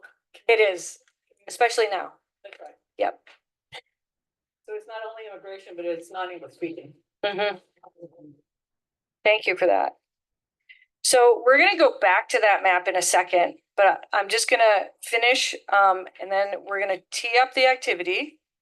And then Daryl's going to tell all of you how we're gonna group, and then we're gonna break for dinner. I wanna call it lunch, but it's actually dinner. So, so when we look at a mature hospital district, and this is very high level, I'm on slide 15 now. What I wanna get across on this slide is that there are two ways that this works. So hospital districts pull down funding. So they pull it down through 1115 waivers, they pull it down through Medicaid matches and supplemental Medicaid revenue. They pull it down or pull it in from philanthropy, from partnerships that, maybe you have some corporate partners or something that fund some things. So you have all these sources of inputs. So this is the simple way to read this. You have all these sources of inputs, and then they all go into the hospital district, and then the hospital district pushes a bunch of other things out. And so you need all these inputs to be able to push all these things out. And the more inputs that you get, this is working in constraints, the more things you can create. So the more programs that you can do, the more populations you can reach, you can add different groups that you could serve in a special way. And so obviously funding is really important for many reasons, but it really allows you to build a more comprehensive system. So the more things the more revenue you can bring in, bigger and broader you can build your health system. And we're going to talk a little bit later about how this differs based on what you're providing and where you're providing it. And we'll talk a little bit about how it works at those other centers. Just quickly, and maybe it's later, or maybe it goes on this slide. I'm not seeing explicitly how the hospital district fits in the community in terms of other major providers in a community. Behavioral health is one of the things, like existing CCBHCs and things like that. So I would be thinking of another circle that is the partnership circle with services that are already available in the community. Okay, I Does love that go that. here, or you come into that later? Well, it will go there the next time you see that diagram. Okay. Right, thank you. And it will reflect what you say in our last activity as well. Okay. And Yes, team, sir. please use the microphones because the team is recording Sorry. the discussions this evening, just to remind everyone of that for that purpose. Okay. Thank you so much. Okay, my question is that we said sources and use for mature hospital district funding. Implicit in that maturity is that a district has indeed informed its citizens and its taxpayers of what it is, how it operates, and that they understand that. And so I guess my question is, I'm not sure if that's addressed in this diagram, but at some point, it should be implicit that once you set up a district, it is important that the residents, the citizens, politicians, and other understand what you have here, as opposed to a hybrid of something that no one completely gets together. And that's one of the unique challenges we have here in Travis County. You're cheating and moving ahead. Sorry. No, I'm just kidding. That is a wonderful thing to put on our challenges board, which is in the next activity, which is a really great point. If people don't know you have it or don't know how you work, it's very hard to see the value, for sure. Was there another, did you have a comment? Okay. Okay, so before we break, we're gonna tell you the activity, and then we're gonna let you go get your food, or welcome you to go get your food. And then to the extent that you wanna start the activity with your meal, we can start, if you wanna try to shave some time off, instead of just letting everyone eat and then starting back again. Okay, so Taylor, if you would put that up on the screen. And I think this is in your book too, how we're gonna do this activity. We shared with you on on slide 14. If you actually, turn to slide 14, because we'll explain the activity. And we're just gonna give a very brief explanation now. And if it's confusing, that's okay, because when you come back with your food, there's gonna be facilitators here who are gonna help you. So you just need to understand this like slightly. If you wanna, wait, they're gonna be different groups than they're in right now? That is correct. Okay. And we'll announce those shortly. Okay, After you set the table. So in your newly assigned group, you're gonna have, I'm sorry, can I borrow yours? We're gonna ask each of the colors to talk about either 4 or 3 of the things that are on the map in front of you on this page, 14. If you want to talk about something else, or if you really care about something that's not on your list, don't worry about it, talk about it. You can talk about anything you want. But if you are so inclined, it would be great if your group actually did answer a few ideas from each of those. You're going to answer 4 questions. And it's not economic impact, answer 4 questions. It's just ask the 4 questions and then kind of look at your areas. So for instance, if the first question is, where is Central Health making the greatest impact now? And I'm in the blue group, I'm going to say, where is the greatest impacts that we're making in any of those 3 areas? So you don't have to cover all of them, just choose a few things. So you are then going to write those ideas on Post-its, and you're going to put them where the question is. So where is Central Health making the greatest impact? We'll go here. Where should we focus or invest more? We'll go here. Where should we focus or invest less? Goes in the realistic. And then what's needed to lead the way, to be exemplary? So to the questions that you guys were asking before, like what's really missing if we wanted to be leaders in all these areas? And you're going to put all those Post-its up. We're asking that you have at least 2 in each box. If you get 40 done, more power to you, because we're going to keep all of them and we're going to record all of them so that we can revisit them in future workshops. And then when you report out though, you're going to just choose 3 things, 3 things from your entire board, not 3 in each section, just 3 things that you are going to put here and report out. But like we said, we're going to capture all of it and we'll record it all and give it back to you in the future. Okay, excellent. Thank you, Juliet. And as Juliet was sharing, we're going to encourage you to try to stay in the lanes. And if we have something that falls outside of the lanes, we also have created treasure chests that are on the Post-its. So we'll put the ideals there because we recognize that they are probably very valuable, but it may not necessarily fit in one of the respective lanes. Okay. And then when you come back to report out, we want to make sure we focused on those areas in which that you highlighted. So when you come back from dinner, I'm going to share with you what team that you will be on. We have the teams assigned to put up. Okay, can you go ahead and put it up for me, please? And so when you come back from dinner, you will come back to the table that you're assigned based on this color, right? You can see it behind me. You can see it also in the back of the room. So we have a green team, we have a blue team, and we have an orange team. Okay. And as soon as you come back, you can start working on that respective team. Any thoughts or questions about the teams? Now, you will want to identify someone on your team to be your scribe, and you want to identify someone on your team to report out. And if you want to report out as a team, the more creative, the better, right? Because I know folks like this gentleman right here, he's already thinking about how he's going to do something different than anything that I already said. But we're going to keep that creativity reined in, but feel free to be creative if you would like to do that. Don't mind that at all. But that's what we want you to do as you come back and begin your work for this next discussion. Sounds like a plan? Now, go ahead, please. Okay, so like this is for blue? Yes. Okay. That is correct. This is for green, over where Juliet is located, and this is for orange, right? So the orange team will come back to this table after you go and get your nutrition. The green team will come back to this table, and the blue team will do their work here at this table. Right. And if I am clear about dinner, it is just in the room on the other side of this wall. Pearl, is that accurate? Okay.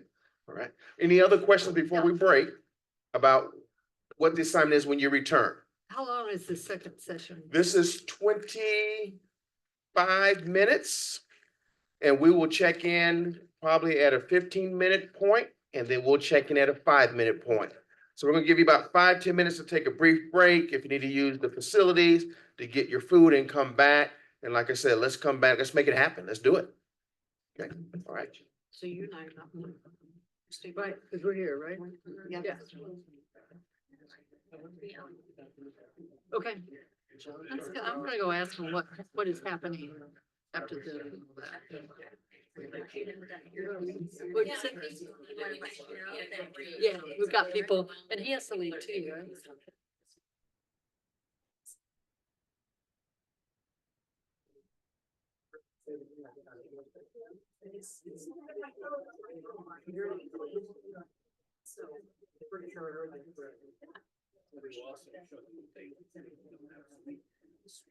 here's the thing,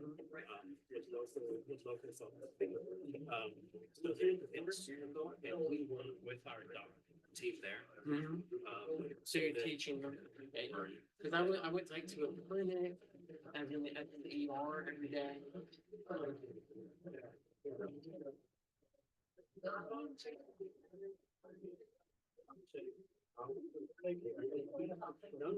Sit next to him.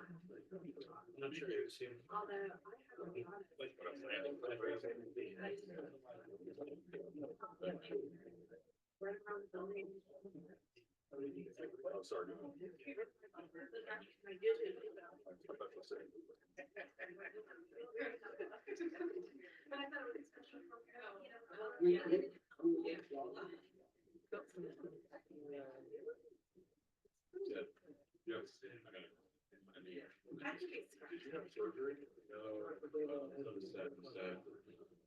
Oh, so you're having CCS?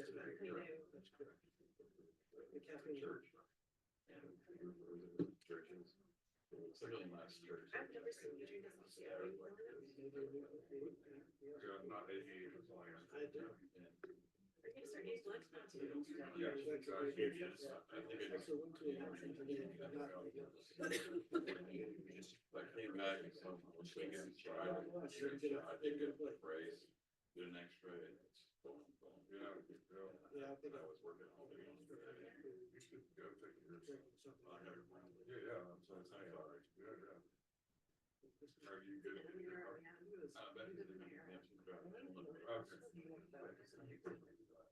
Yeah, but I'm gonna be happy. Leslie could actually gave me a whole load out on it.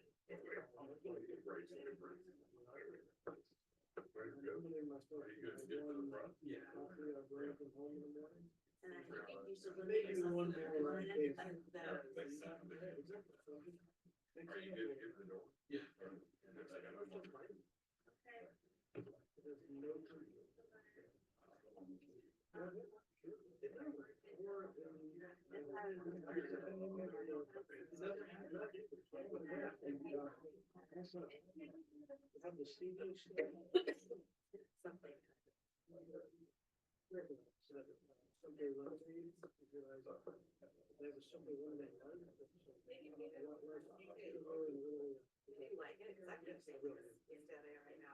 Right now, everything that has like a chemical component to it, I can taste much more appealing.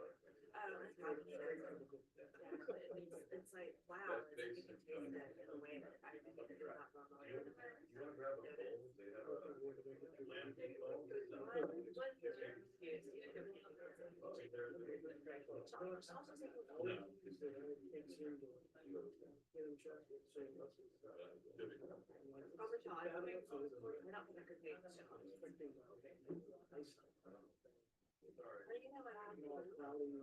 Guess what? Guess wait till you get old.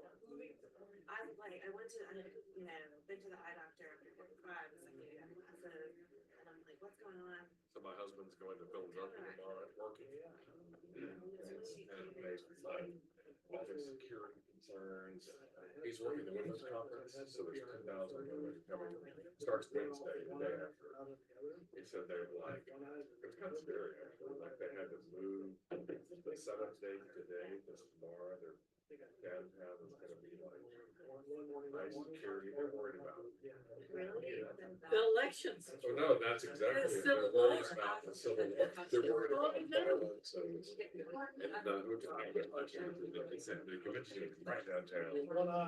So it's, that area is like, kind of scary. It's scary to live in a country like, you have to worry about that before you live.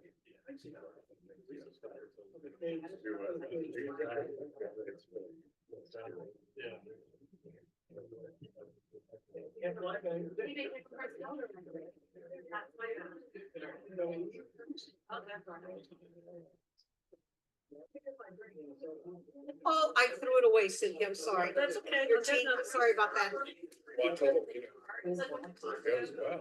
If you went down the street, amazing. First place in democracy. Anybody remember what we're supposed to cover for Blue? What are the areas? The opportunity, aspiration. Oh, is it? I don't see a page with it. Bell and on the big plaza. I'll be there. No, please join us. You're with Blue? You're us. You're Blue.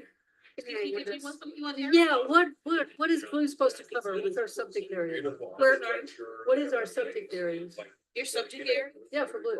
Oh, He had it up there earlier. The questions. she stepped away. Let me put it back. Yeah, They're like, we're ready to go. Hello. He's working on it, just one moment. Okay.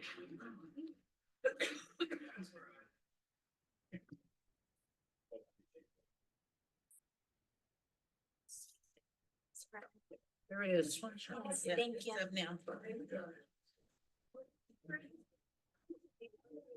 They're up on the screen now. Oh, they're up there now. Okay, all right.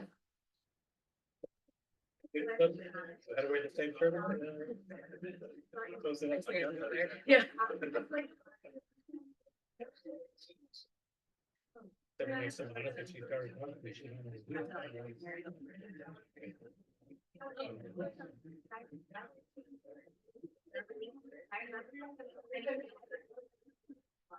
Okay, so how do y'all want to do this? Do we each, let's do our own stickies, or do we talk as a group, or what do you think? Okay, and somebody's supposed to take notes, right? First one is support the rural areas. Are we all here? Ted's missing. Okay. Thank you for saying that. I was gonna say, Ted, we voted that you would be our scribe. Be your scribe. Yes, you can also be our report. You can also be our report out. Okay. Hey, Dad, he's a terrible guy. What did he do? He hurt his knee on his trip to Europe. So he's. His wife is. Let's. So. They don't have to get, I was diagnosed. I'm also happy to see you here and you're gonna watch this, so, you know. It's all good. Everything.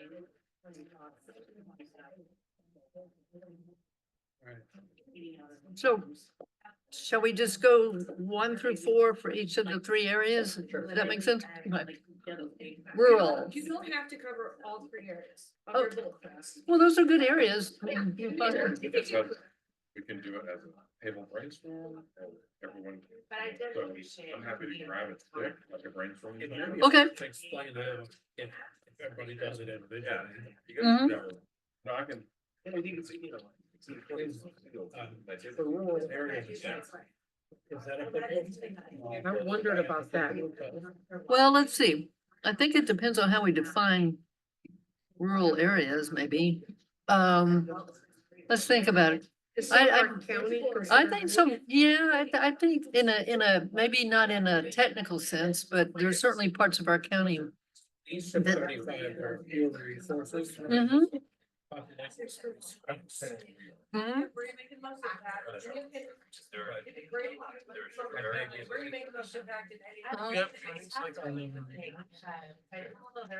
Travis. But you can throw off your question.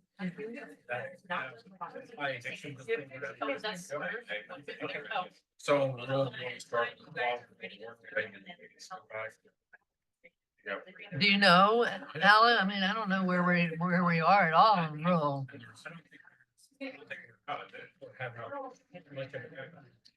Okay. I think it's most of the ones that are moving to make the southeast. So.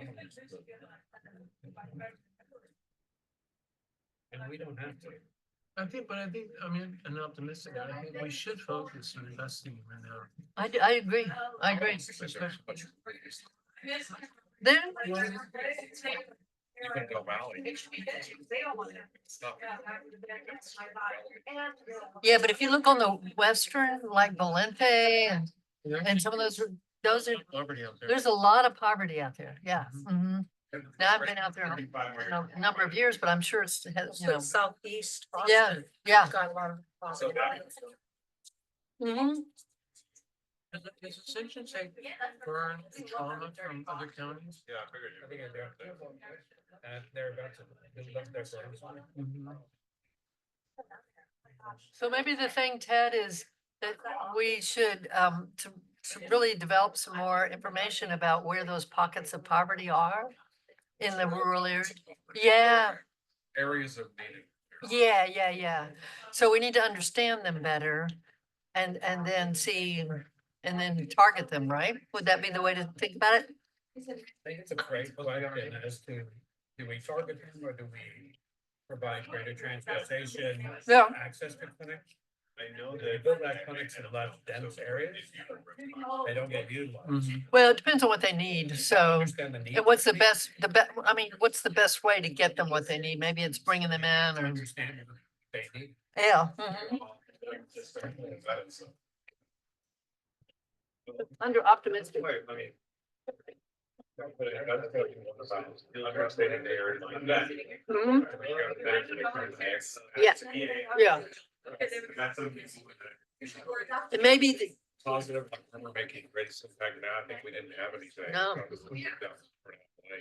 I can think about. Saying we are. Mhm. That's. That's an investment in a. Area, so I would say that's. Can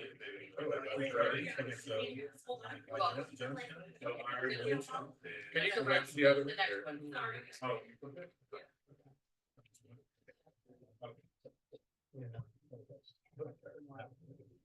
We got it. We're good on the names, team? We're good? Good on the names? Okay, we can go ahead and flip the slide back. Well, we don't have, we're basically saying we feel like we're not doing that much in number one, So so. aspirationally, I think if we were to take control of the hospital, if we were to obtain control of the hospital, I think that's something that truly brings an enormous benefit as outreach to the community for specifically targeting burns, trauma. So maybe is that. Yeah. Like ask the question. Also, if you did that, that would get a lot of your, green section, the economic impact training, education, innovation hubs. But I don't know about the innovation hubs, but it begins to address some of that as well. And it would address the social determinants of health big time. Green access there. We could actually connect here to the aspiration. What are you putting under aspirational? The hospital. Yeah, so. Like this. You don't mind just writing like rural or social determinants of health or community health on there. I don't put one in the creation. Thank you. So, on the, in the realistic, goes back to what you were saying, realistic about whether we bring them in or go out to them. We have to be realistic on where we would focus in terms of the rural areas. That's. Isn't that awesome? I think we need to identify our opportunities in rural areas. Yeah. I mean, and then we figure out, yeah, Yeah. right. Well, and realistically, we could do 10 things under that certain number of resources. Yeah, like, realistically, would we look at? I think I remember the sparsely delineated population as far as building a clinic? I mean, probably not. I think under realistic, and it's related to what you said, is that we really need to understand who our potential partners are in terms of the other healthcare providers in the community. Because it doesn't make sense to put money into duplicating services if there's, and that particularly makes sense in the rural areas, if there's someone already covering or someone we could partner with or help them a little bit in terms of covering, that might make sense, but we don't want to be duplicating services. I think the other thing that. Turn off your microphone.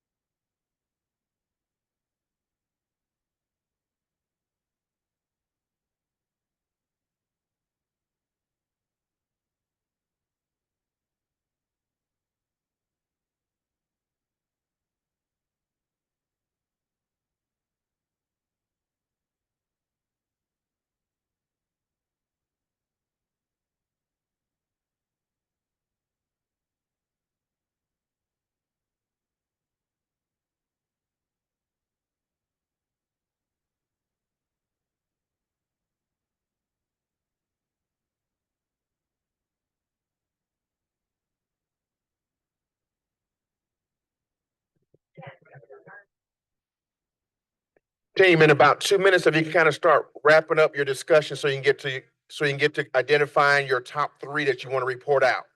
All right, so kind of start landing on your conversations, and then you can spend the next 5 minutes prioritizing.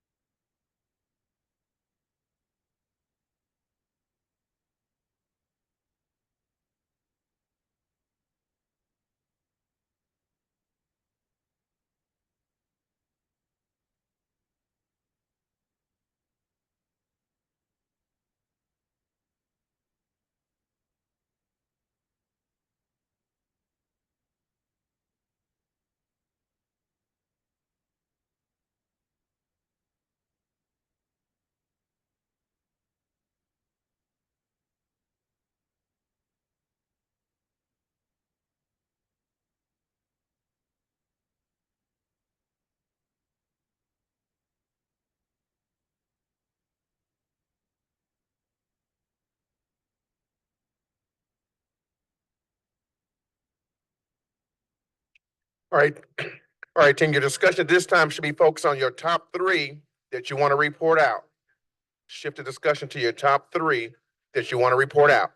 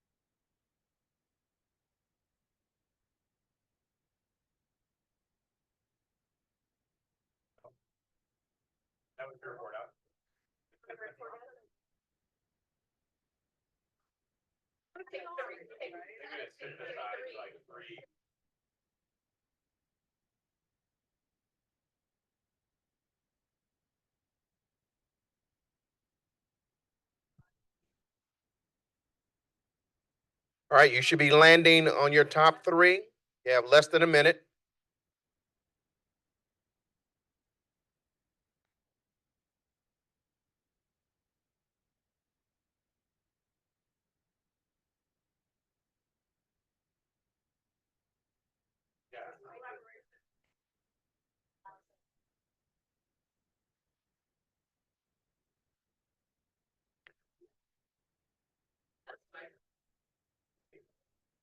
All right, team, we are ready. We are ready to report out. You should have your top three you want to share.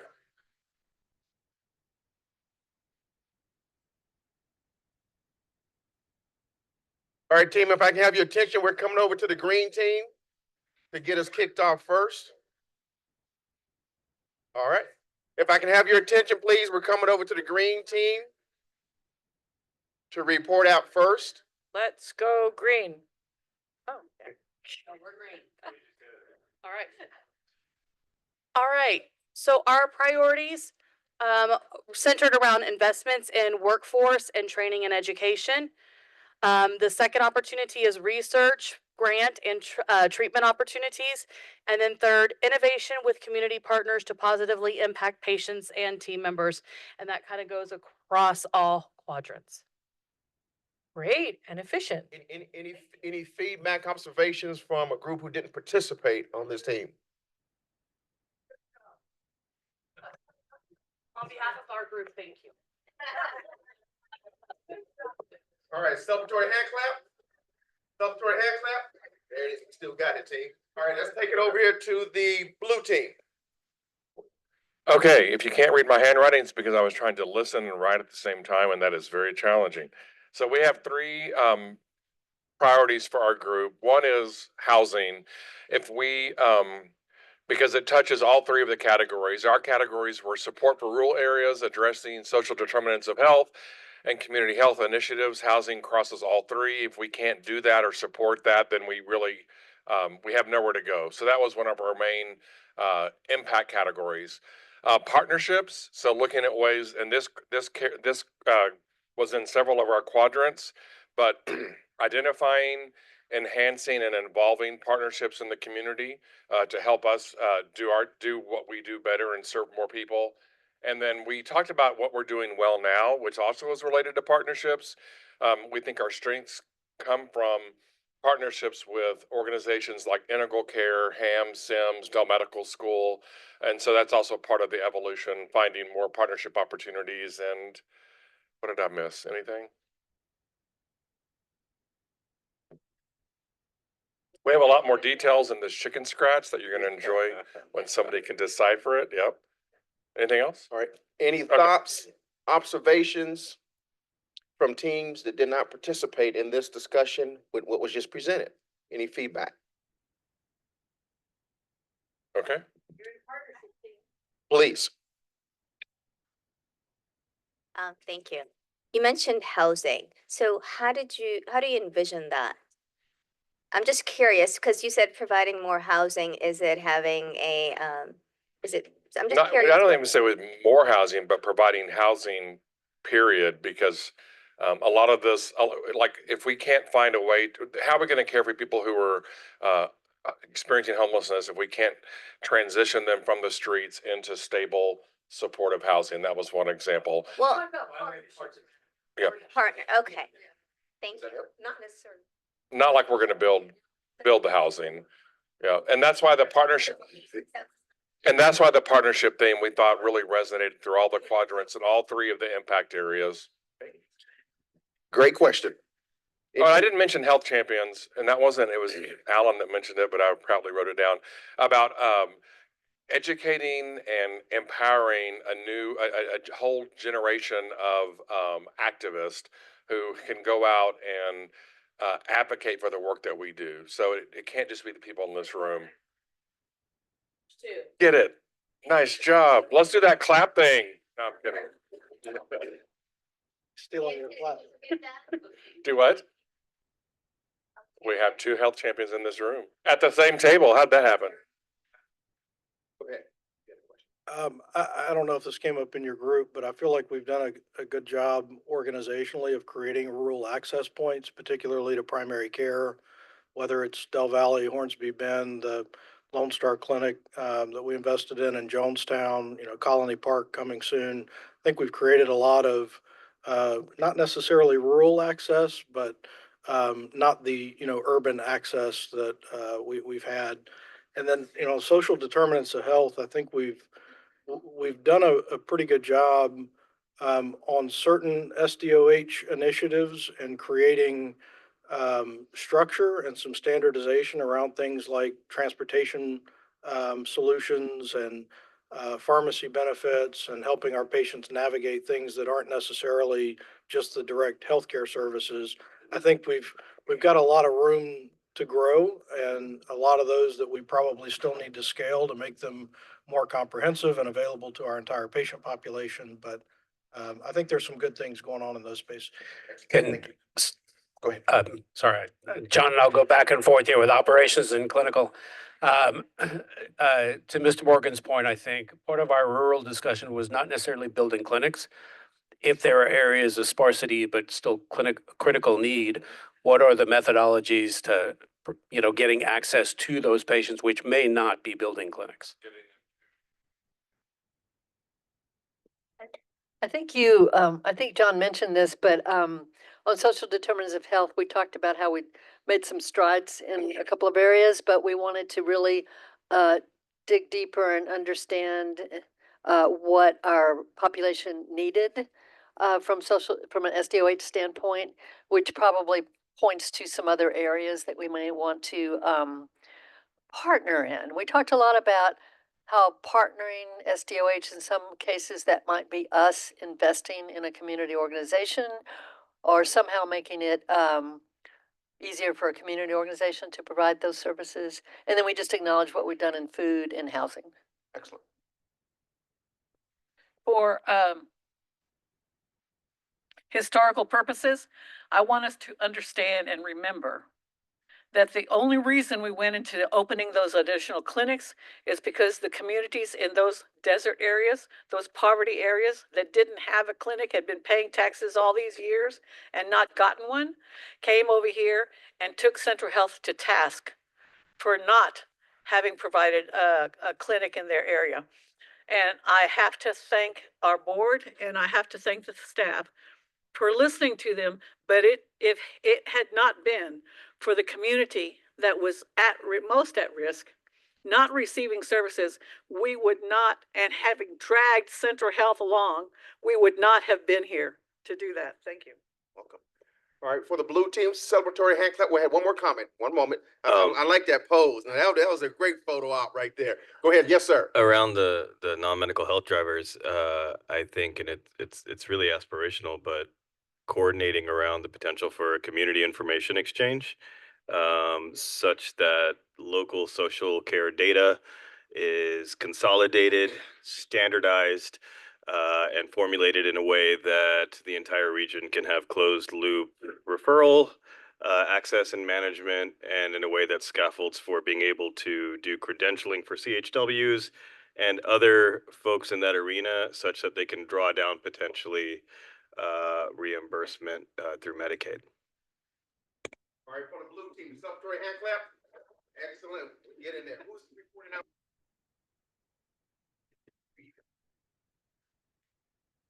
So we started by thinking that we would like to optimistically and aspirationally consider that we could work on specific health goals. Like we could start with breast cancer and then, come up with a plan to really improve outcomes of breast cancer, get the patient seen quickly, make sure it was all. And then we could move on to a second goal, like really work on diabetes. And if we did that individually, one at a time, we might be able to make a difference.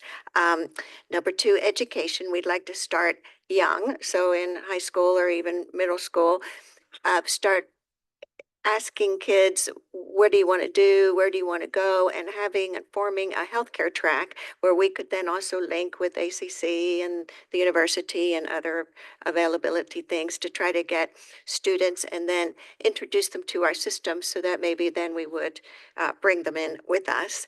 And we would, on the safety net, we would like to, of course, advance our safety net, have more patients, be able to expand our ability to reach our patients, the MAP program, and then expand our lines of services. Thoughts, observations, comments for the orange team?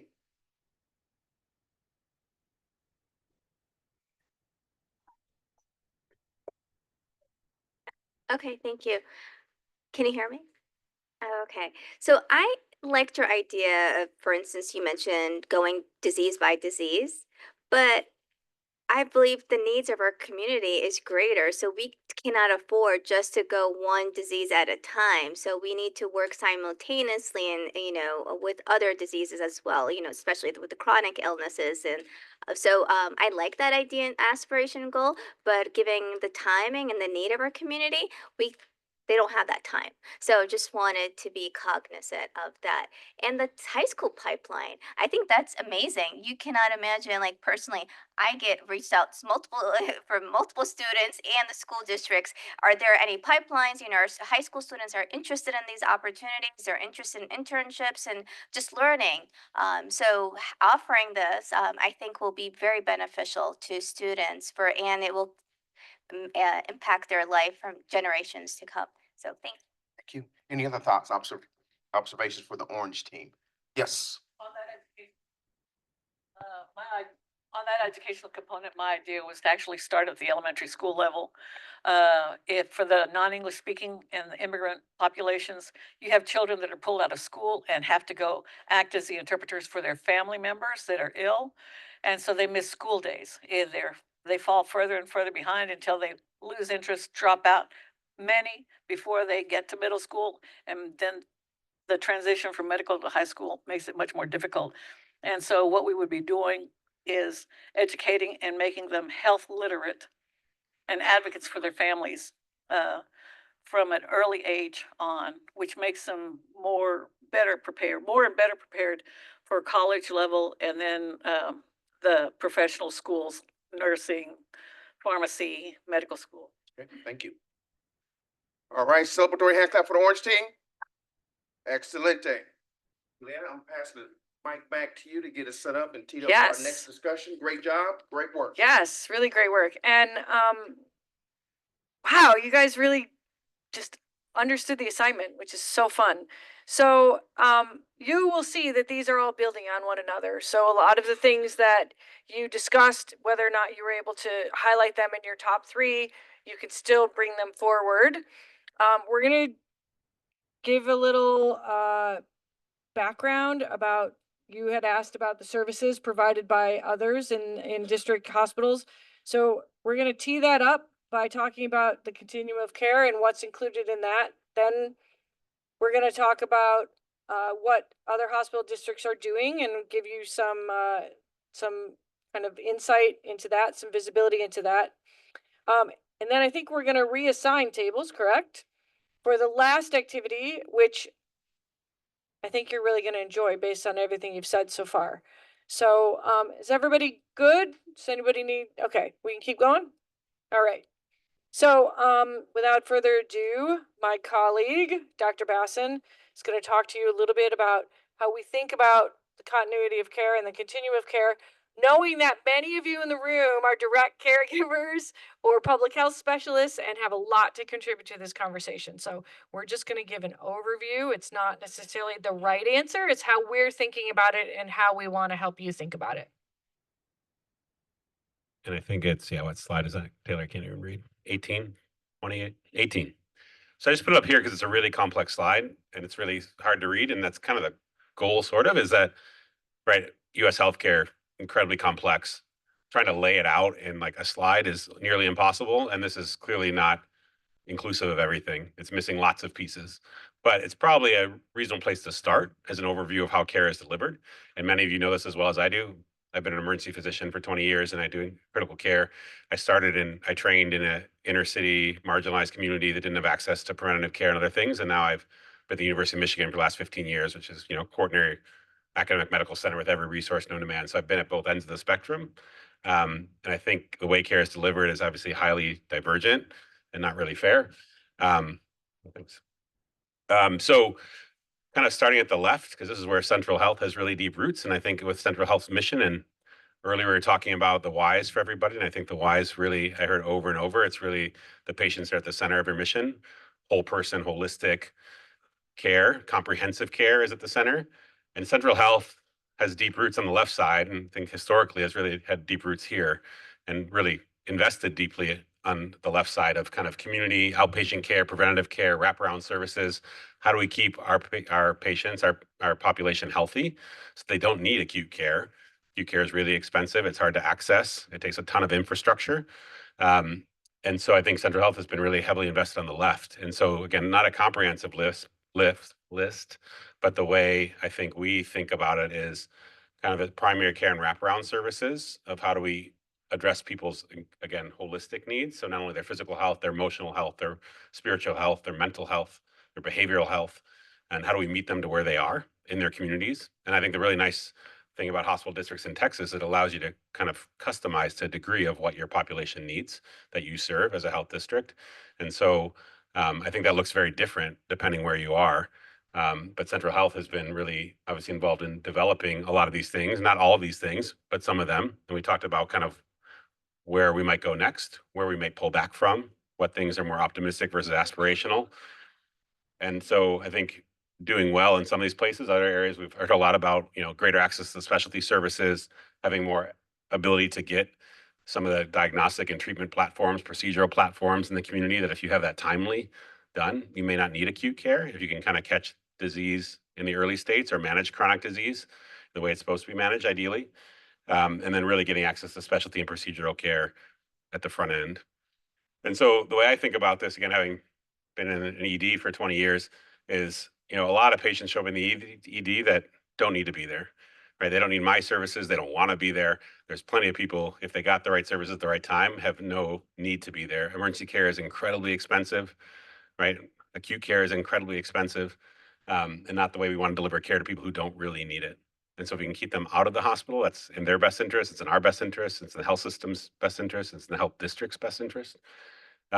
So I think expanding this platform makes a lot of sense.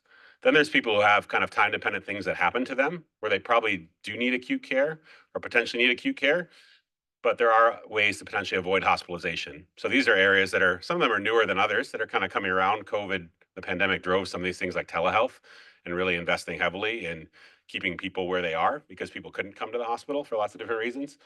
Lots of programs. Houston's actually the national leader in community paramedicine, which is using your EMS system to deliver care in the home and not bring people to the hospital where they can get labs drawn, can get portable imaging, can get EKGs and other things, FaceTiming with medical control and actually can treat them, come back in 2 hours and draw labs again and seeing what's happening. And maybe they can get all their care on their couch in their living room and not have to come to the hospital at all. And using your EMS system in kind of a reverse way, as opposed to bringing them to the hospital, keeping them at home, but using that mobile resource that exists in lots of communities. Obviously, urgent care can have an aspect. There's people who need time-dependent specialty care, procedural care, who need an endoscopy or need an infusion, need dialysis and things. And if you can expand that service line to keep them even when they get worse and may need to be in a hospital for dialysis because they're fluid overloaded, their electrolytes are off, whatever else is happening. If we can get that timely done in the community setting, they can avoid that acute care hospitalization, which has lots of impacts on them, their family, their finances, then their support. And then one of the biggest challenges, obviously, multidisciplinary complex care coordination. And how do you coordinate really complex chronic diseases for people who are getting older, sicker, and living longer with chronic and really, extensive diseases that need multidisciplinary management? It's not just the realm of one specialty anymore. It takes complex care coordination across the system. And as we heard a lot about episodic and fragmented care, that's the kind of curse of our national health system. Episodic fragmented care is not only not holistic care, not good for the patients overall, but it's way more expensive. You lose efficiency. You spend a lot more money doing episodes of care as opposed to managing the care across the entire continuum from birth to death. And so there's certainly lots of opportunity to provide some of that timely complex care coordination to keep people out of the hospital. And then you talk about the acute care environment. So that's what we think of obviously the inpatient environment or the acute care, the emergency services, and then the inpatient side. And there's different ways we think about it. We think of like the level 1 trauma center, like Del Seaton is right now. It's the only one in Austin, as far as I know. And what that comes with a lot of things you have to have as required to be a level 1 trauma center that have to come with it. So you have to have certain specialties. You have to have an operative platform. You have to have emergency care. You have to have critical care. You have to have radiology, anesthesia, all these things that have to come with it that are all really expensive and take a lot of infrastructure, but are what's needed for it to serve a community in the best way. And there's a procedural platform that comes with it, which is also can be really costly care, but is what is kind of required to support a population like Austin's that's growing so quickly and there's so many people who don't have access to care and they need care in one place. And then there's the coronary care, which is the really high complexity, really highly specialized transplant, advanced oncology, really high-end cardiology care, all the really complex specialty stuff that in lots of places academic medical centers specialize in, but it is also in the realm of the community and other places. So there's kind of layers to acute care and what that means from a hospital setting. And as an emergency physician, I'm frequently stuck with this part. I shouldn't say stuck, but this part is not heavily invested in.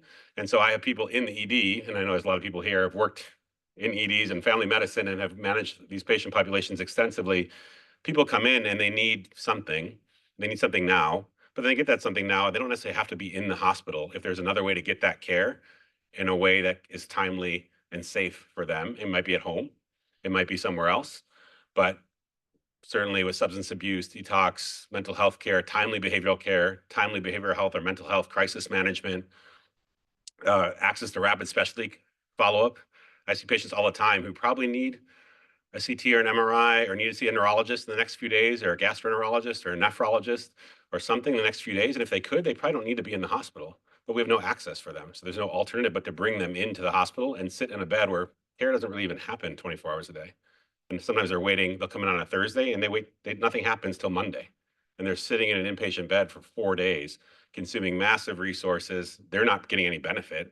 Their family can't come to see them because they may have limits to transportation or finances or other things. And so nothing's really happening. So we're housing these mega structures full of people who don't really need to be there if there's an alternative to care. So lots of ways to get, urgent outpatient imaging. Can I get an MRI as an outpatient? Can I get a CT scan? Can I see a neurologist? Can I get an endoscopy? Can I get my dialysis run tomorrow? And if I could, maybe I don't have to be in the hospital today. Telehealth follow-up, super big place to invest now for a lot of systems. And how can I get people home? And then if they have a cell phone or an iPad or their son or daughter does or a family member does, then we can do a home visit and they never have to leave their couch and we can see how they're doing and then decide, can they stay home? Can they see that specialist? Do they need to come back to the hospital? Hopefully not. Hospital at home, right? Post-COVID, huge investment. Again, how do we increase traditionally what we've thought of as inpatient care? How do we bring that to the home level? And sometimes that's wearables and sensors and other ways that we can kind of track how people do that were only in the realm of the hospital before. And now technology has brought those to the realm of the home or to outpatient facilities or rehab facilities. And then post-acute care, right? So that's how do we get people out of the hospital? And Dr. Lee was saying this in our group too, is traditionally it's been a push system, right? When the hospital says it's time to go, for whatever reason, whether it's because of a length of stay metric, because they need the bed, or they feel like your care is complete and it's time to go to a different location to continue your care. It's a push. We have to get you out. Well, post-COVID, nursing facilities, rehab centers have no staff. There's nowhere to go. People are stuck in the hospital waiting for placement or somehow to get home, and there's nowhere to go to. And so they're stuck in this really expensive care echelon, which doesn't really need to be. And could it be a pull system instead, where you have developed such a robust post-acute care system through Central Health that you have the facilities where you're pulling patients out of the hospital, saying we have these facilities, we have the capability to take care of our patients holistically. It's time for them to come back to us so we can manage them out of the hospital and get them ready to come back into their life cycle with our wraparound services to keep them from getting sick again and going back into the system.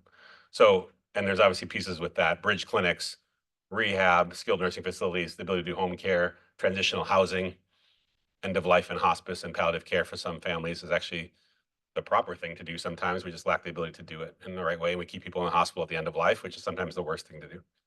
So a really complicated thing of maybe a way to boil down American healthcare, what exists, and trying to think of where do we make investments so that we can take care of our patients and our population across the life cycle and across the continuum, and not just in these fragments or episodes where either Central Health currently is or other places currently are, and where we can kind of start thinking of how do we fill those gaps that we keep hearing about.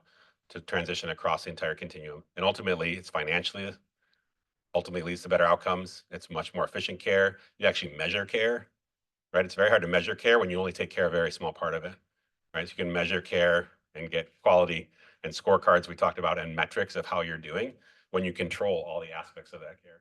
Very hard to do when you only control a small part and you're relying on other places and people to provide the rest of the care that's out of your control. Sorry, I was supposed to only go for 5 minutes. Thank you, Ben. So I was sitting there thinking about this in a totally different way because of the conversation that we just had about the things that you guys think are very important and your strengths and what's aspirational. And I was thinking to myself of how interesting it would be just to take something like this and say, okay, so for someone who has really great health insurance, like the Rolls Royce of health insurance, of like real health insurance, so an actual product that somebody has, it probably would still light up only half of that list.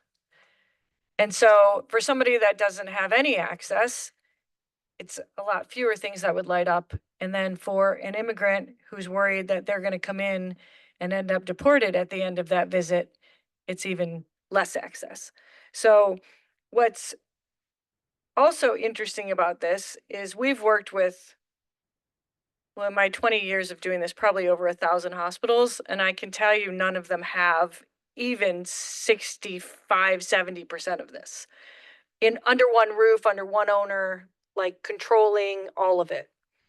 And this is what's going to lead us into our next activity. So we're going to talk a little bit about how Parkland and Harris and University Health System San Antonio think about this bucket, what services they have, what services they don't, how they deliver it. And then we're going to show you all of that on a grid, which is in the back slide, the future pages. And then we're going to go into an activity where you're going to get to think about what do you think are the most important things out of these lists for you and for your patients, with all those considerations that you've already brought up throughout the first couple hours. So in thinking about Parkland, and I do have to just do a small disclaimer because, like I said, I've worked with all of these, and what we're giving you is public information, okay? Because that's just how we have to do it. And I know that some of you have worked in some of these places, so you can share whatever you'd like. What we share is going to be public because it can be validated and it can also be shared, you know, beyond this room if it needed to. But that new hospital right there, we had the privilege of planning every square foot of that facility. So over like a 4-year time period. So what's interesting about Parkland is people all over the country know Parkland. And, you know, it's not only because they took care of John F. Kennedy. It's really because Parkland does a lot on the innovation and research side, and they talk about it a lot. And they also, you know, one part of their mission is to be the #1 public academic hospital in the country, and they embody that in their culture. It's part of what their ethos is. So Parkland actually has almost everything that's on the top. They don't run their own skilled nursing facilities, access and partnerships, of course, but they have a very large hospital engine. And you'll see on this map that they have they only have one hospital site, so one inpatient site. But they have a lot of primary care, which they call community-oriented primary care centers, COPCs. They have school-based clinics, which this is what's public, but they're also, they consolidated some of those recently, and that was recently in the newspaper as well. And then they have their specialty care centers, which are large ambulatory centers, and they have their women's health center, and they own and operate all of their facilities. And the reason that that matters is this is just one source of funding. So on this grid, it's not their property taxes. It's not what, you know, they floated bonds for and everything. It's what they're pulling down in supplemental Medicaid revenue in fiscal year 23, which is the last time that it was all reported and audited. These are audited numbers.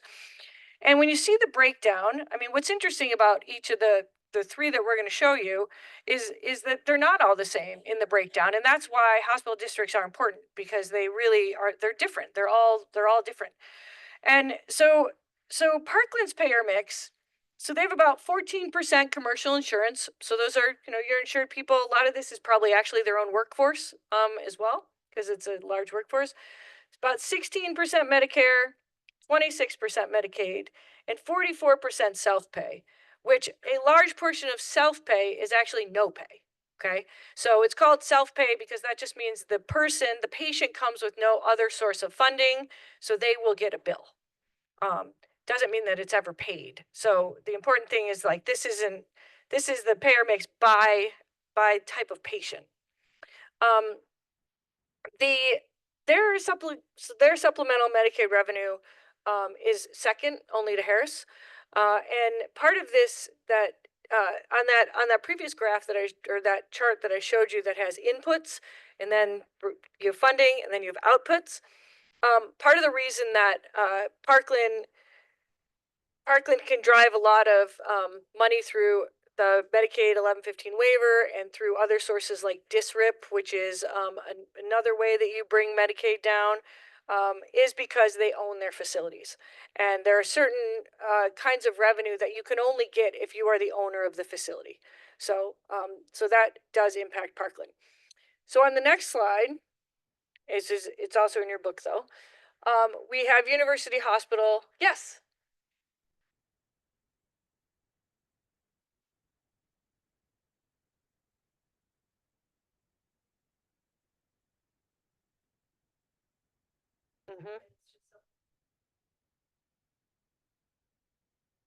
Yes. Yes, they all have their own insurance product. Some of them are going through some transitions right now, but they all have insurance products. And that is actually really important to their revenue sources as well, is the ability to manage their own patients in their own facilities. So University Hospital, it's actually University Health System, but the hospital is called University Hospital, so it's confusing to people. So you'll see that their makeup is a little bit different. They have many fewer patients that are self-pay as their percentage. Medicare, Medicaid, commercial and other, they have a bigger mix of commercial and other. Part of this is that University Health System has a really high case mix index, and that's partially because of their trauma center and their burn center and other services that they provide. And you'll see they also are very well distributed. They also have many new facilities like Parkland. So both of these organizations have a lot of brand new square footage. So really modern facilities with modern equipment. Yes. The purple dot. Oh, at New Braunfels?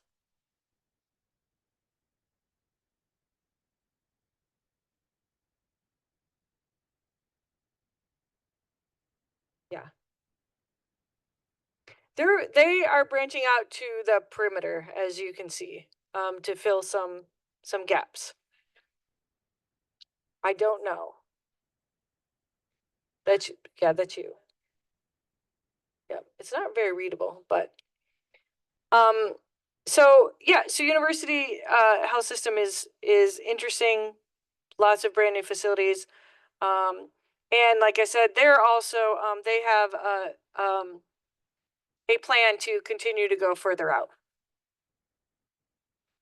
And then the next one is Harris. So Harris is an outlier because it runs two hospitals, and you'll see they're the highest supplemental Medicaid revenue, in part because they don't have necessarily the most beds. Parkland has the most beds, but they're running two hospitals. They also have a ton of partners. So all of these programs have other ways that they also bring funding in of different sources because they're training programs and other kinds of partnerships. And you'll see they also are very distributed, in part because Houston's very distributed geography. They have a very large self-pay, like Parkland, so self-pay / potentially no pay, no source of funding. Medicaid is around 29, commercial, Medicare. So the other thing that happens with these systems, and probably happens with you as well, is that when when they meet their mission and they help people get back on their feet, or they help usher somebody who is temporarily homeless back into a safer, more supportive setting, as soon as that person gets a job and gets commercial insurance, they leave. And so, for a lot of people, once they have Medicaid as a source of funding, they may go to other systems in the area. One of the things that Parkland, from the outset of their replacement campus, one of their goals was that they wanted a Parkland patient to always be a Parkland patient and to always want to be a Parkland patient. So instead of this idea that you're a Parkland patient because that's your only option, they wanted people who then ended up with commercial insurance to still want to choose Parkland because it's a great experience, and this is a place that really cared about them.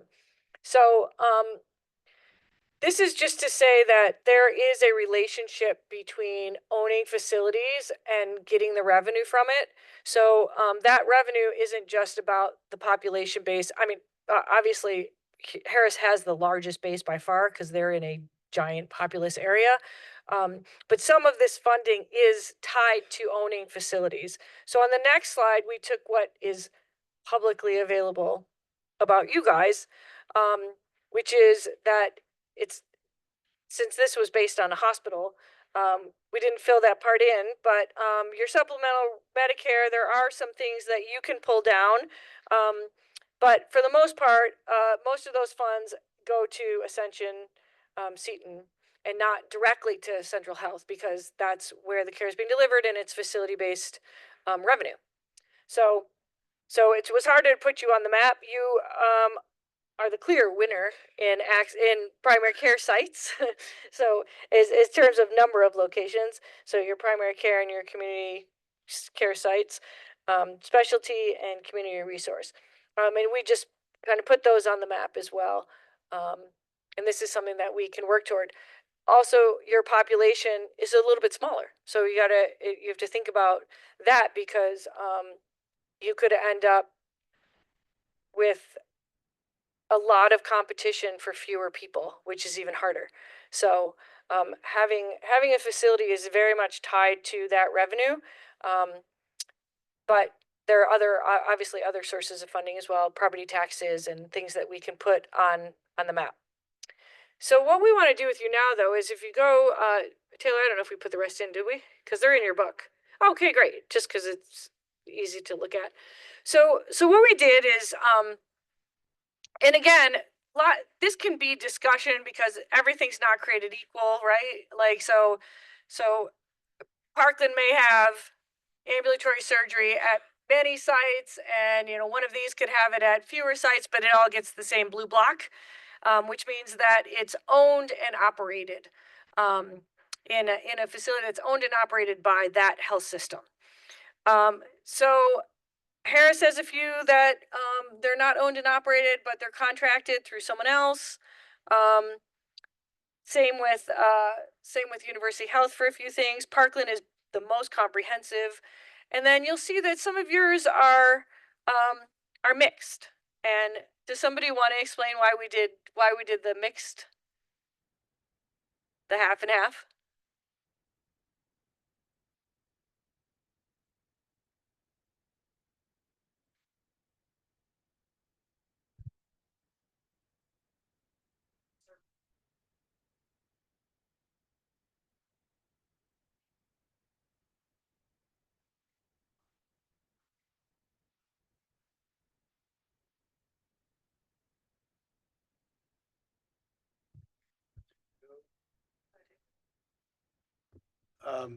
Just to reiterate Jarntip's points, you all are familiar that Ascension holds the primary obligation to a lot of the services, so that would reflect the contracted partner, that, I guess, orange box. And in some areas, we've started to create additional access, expanded access beyond what Ascension makes available. So that's where you'll see the orange and the, don't know what color that is, teal. That kind of representation of the two. And then in other areas, you can see that there are some some services that are partially offered, where if we're talking about subspecialty care, for example, there are some subspecialty services that are available, but others that are largely non-existent. So we tried to create that nuance in the chart for everyone. Okay, so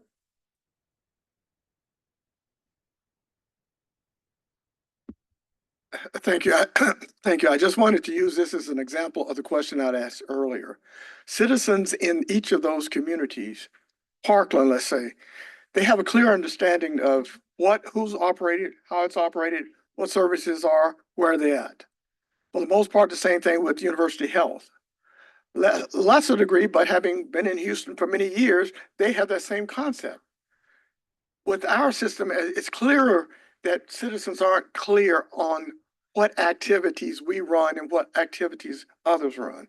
So as we develop, the question I think we as a board will need to address is how do we get, regardless of how our structure is, how do we get people to think about us as a Parkland or as a University Health or so on and so forth? thank you for those comments. Okay, oh, yes, ma'am. So Parkland, for example, there's others too, but if it's blue, they're totally owned and operated, all of those services by the hospital district. Or there's at least an offering that is owned and operated. It may not be the only one, but there's at least a site that is owned and operated and providing those services that is owned by Parkland. Okay, so under FQHC, Mhm. somewhere so Parkland has an FQHC? Yes, and some of them are aligned with school-based clinics and other sites. They have a public center model? I don't want to speak for them. Okay, well, let me, you don't need to answer that right now. Really, the point I'm getting at is, that some of these areas, at some point, it might be helpful for us to dig down into what they are. I said FQHC, but that's really not the only one. Like behavioral health, what does that really mean? Behavioral health is a huge area. And how does Parkland relate to their, to the Texas, system, their behavioral health system. So because this doesn't tell me that, and that's okay for right now. This is very helpful, and part of it goes to what I think Shannon was saying. So these communities may think of all these things as Parkland, where some of them are probably partnerships, at least to some extent. So Yeah, to some extent. And some of these are vague topics, like for instance, on that particular example, Parkland has a behavioral health emergency department, so they have a psych emergency department. Right. They have also a psych inpatient unit. Right. And they have a medical secure unit, which is actually something in between for patients who might wander or patients who may be delusional and have other health conditions. So they need to be in a locked unit because they'll maybe walk off.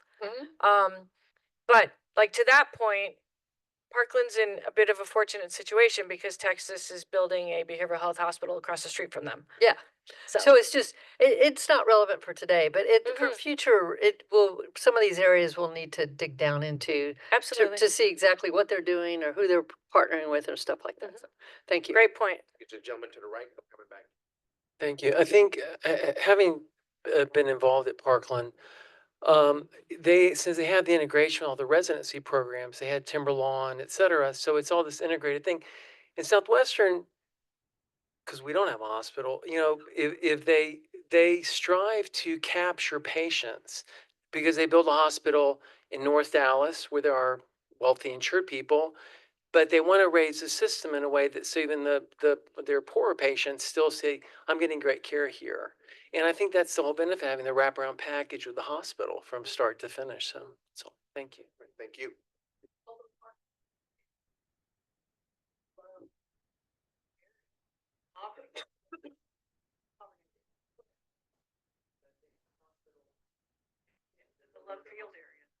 All right, I have a comment here, Jamon. Yeah, I'll come back to you. Go ahead. Thank you. Just On a side note, actually, I received care from Parkland. They have the best burn unit. So just yeah, it was a life saving.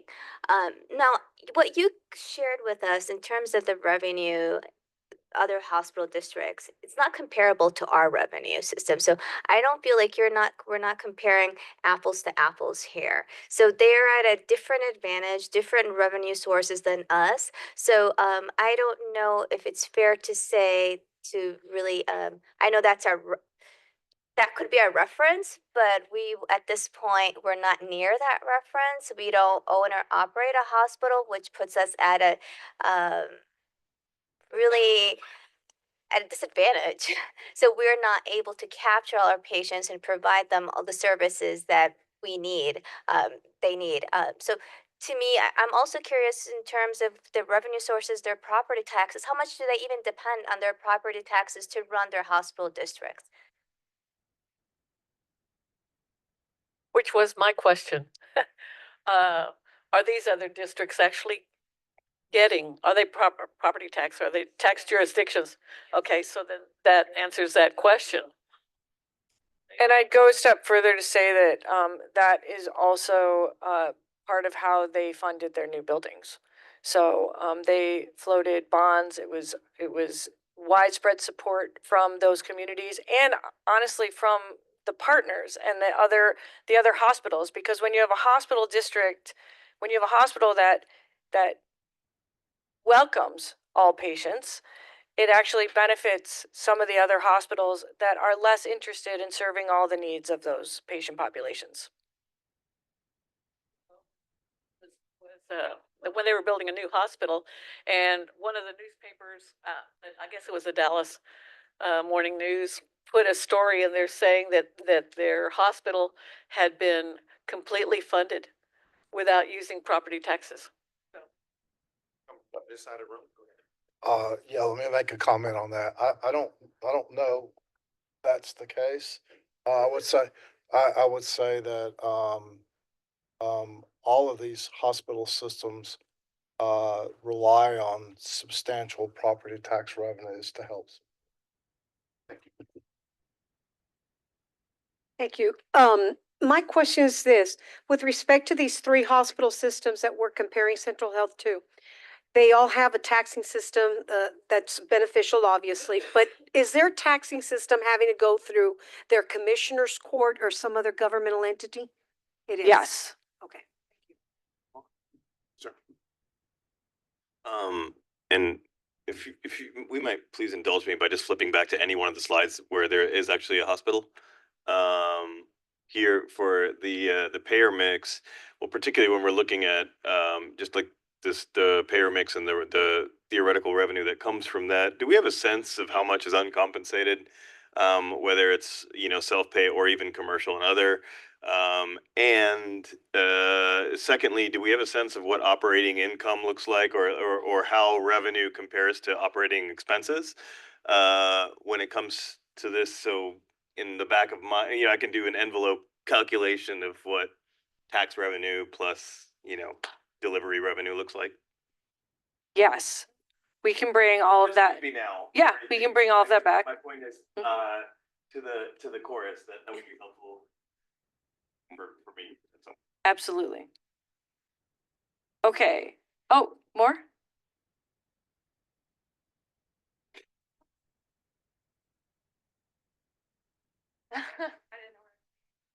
All right, appreciate it. This is mostly a question for John Morgan. So, looking at that last slide, or yeah, we can go to the last slide.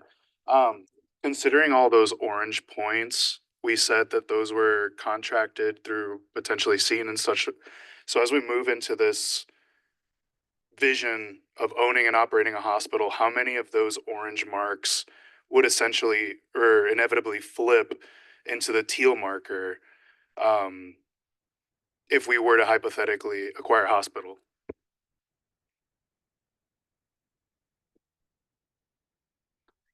I could suggest that we wait because that's that could be one of the paths that you would look at in the next activity. not necessarily whether you own it or operate it, but service line by service line, what the highest priorities are for you to maybe control the amount of access you can create for your patients, or the wait times, or the things that you might feel like you wish to perform better for them or advocate more for them. And we'll put that on a continuum. So I'm gonna quick comment here, then we'll take one more here, and then we're gonna get us started for the next breakout. Couldn't resist. Lucas, I appreciate the question. And just one other thing I'd point out is everything on this slide is a non-hospital-based service. Well, we'll go to the next one. That is hospital-based. There you go. So there's a second, slide that speaks to all the hospital-based services. And I think the answer to your question is mixed, so we'll come back to that piece. Take that too from you, young fella. Thank you. Thank you. Shannon, I guess to answer your question, I think when you look at an institution like Parkland or Harris Health or whatever, the community recognizes that those are phenomenal institutions, period. You're not going to Parkland because you're getting dumped. You're going there to get great care. So that's, I think, how the community recognizes their tax investment, which we don't have the benefit of. The other question I have is for you from the University of Michigan. So do y'all have a healthcare network there? Because part of our problem in the emergency room is you'll see someone that maybe had a TIA or whatever, kidney pyelonephritis. We don't have, because we're not integrated, we don't have the ability to get them into the system quickly for help. Yeah, I mean, we have our own, to be fully transparent, we have our own struggles, right? We can't get people in as fast as we'd like to in certain specialty clinics because they're in demand. But a lot of those things I put up that were kind of alternatives to admission or alternatives to hospitalization, we have doubled down in those areas, especially since the pandemic, which has made a huge impact. We still have boarding, we still have capacity challenges, we still don't get people in rapid access as much as we wanted to, but we have, because of those needs, we have spent a lot of time developing telehealth, rapid access clinics, same day follow-up, MRI within 2 days, those kind of things where you can get people out. They don't need to be in the hospital for services can be otherwise. So we're not perfect by any means, but we have doubled down in areas, those kind of middle buckets where we think we can keep people away from the hospital. They don't need to be there, which opens up the hospital to people that do, and then getting people out once they're at the hospital. So it's always about alternatives to arrival and alternatives to admission. And so we spend a lot of time in those areas, and it has helped a lot. But we also are essentially a single center health system. We bought a lot of other hospitals around us and developing that network, and it does make it much easier, but we're still exploring those pieces. Oh, I just wanted to make an observation. I don't know where it fits. So, but just while I'm thinking about it, I'm thinking that because we're new and because we, didn't build a hospital in the 1950s, we we have an opportunity here to do things differently. So maybe I should be saying this in the breakout, but we have an opportunity to do things differently. And to me, what drives what we should be doing is what we know about what our patients need. So, and so I think to me that's the more relevant comparison is what do our patients need and what's not there in the community that we need to fill a gap. Absolutely perfect segue. Couldn't have said it better. That's what we're doing next. And this is going to be the last thing we do. And we're going to switch it up again, right? Should we do that and then explain the activity? Okay. Okay, when you guys are moving to your new tables, we will move the boards to where they need to be. But you have in front of you, and I'm going to borrow your set. So each table has 2 sets of cards. And one set is inpatient services. So a lot of the things that are on that list are in this deck, okay? You're going to move tables though, so don't get attached to your deck that you have yet. And then you have a community and outpatient deck of cards. So those services that had the teal and the yellow boxes, they're all cards in here. And what your group is going to do, and you're going to have to move kind of fast, okay? So you don't have to have consensus. You don't have to spend time debating. Just put them up, first thing that you think. And you're going to put them on a board, and you have, well, not right here, you're not. You have, each group has an inpatient board and an outpatient board that matches your inpatient and outpatient set of cards. You're going to take each card, and you can do this any way your group decides to. So once you have your people, you can say, do we want to split up inpatient, outpatient? Do we want to all do it together? You could throw the cards on the table, and you could have a grab bag if you wanted, and tell people to put it up and then move them around any way you want to do it. But you're going to take each card, and here, this is actually a good one. Care for correctional inmates. So care for county jail patients. And you're going to put this on the board. This one is inpatient. And you're going to say, this is less critical that we expand access for our patients, and this is more critical that we expand access. So you're first going to say, like, okay, how critical is it that you expand access for correctional inmates in this case? And then if you want to, let's say you thought this was really critical. Well, then you say, do we need a lot of control of this service or less control? And this might be one where you say, we don't need a lot of control of this. We just want to make sure that the patients have access, but we could partner with that or something else. So you might say it's really important but we don't need to own it or control it. Here you might say it's actually not very critical because somebody else is doing it, or our county jail provides inpatient services or something, and it's less critical. And then you're going to have things like, let's see, let's get another good one. Here's a good one.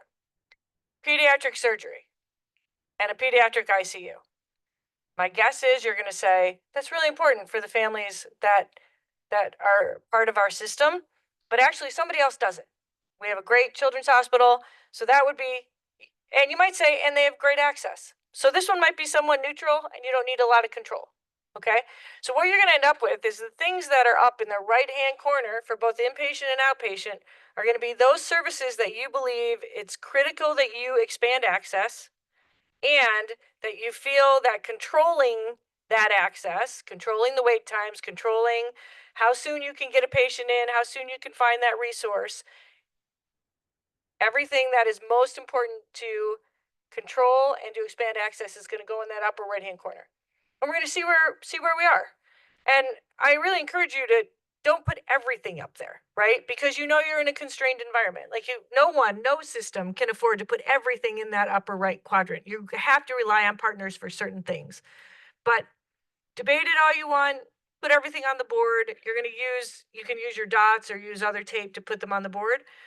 And like we said, we're not going to get to talk about every single thing, but we're going to take all these boards afterward, and we're going to like marry all of them, and we'll synthesize that for you. Yes.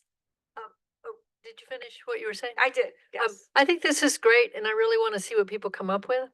I would hope that that also as a follow-up later, that we compare that to what the data tells us, and I guess that might be a next step, because I've got my impressions about what's available in the community, but I probably don't know a lot.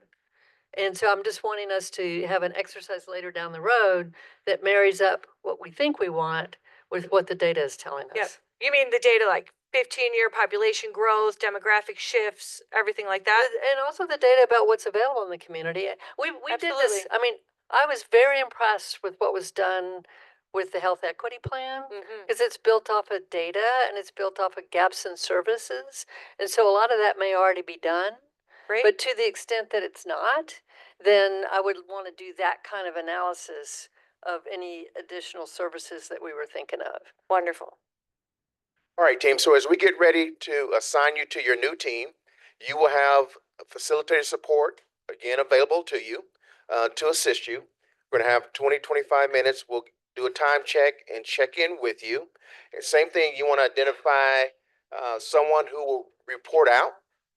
And we're going to focus on the report out. Primary what's in the upper right-hand quadrant is what we want to do. So these are your teams. So we have green, blue, and orange again. So take note to which team that you are assigned and go ahead and make your musical chair switch to your new team.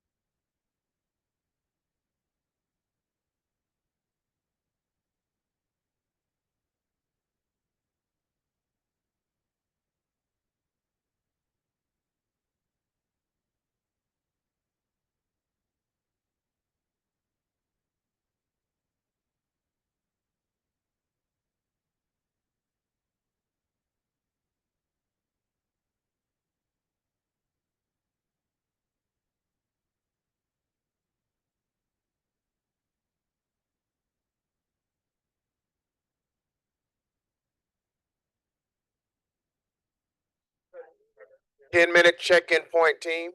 We have 10 minutes. Start landing our conversations.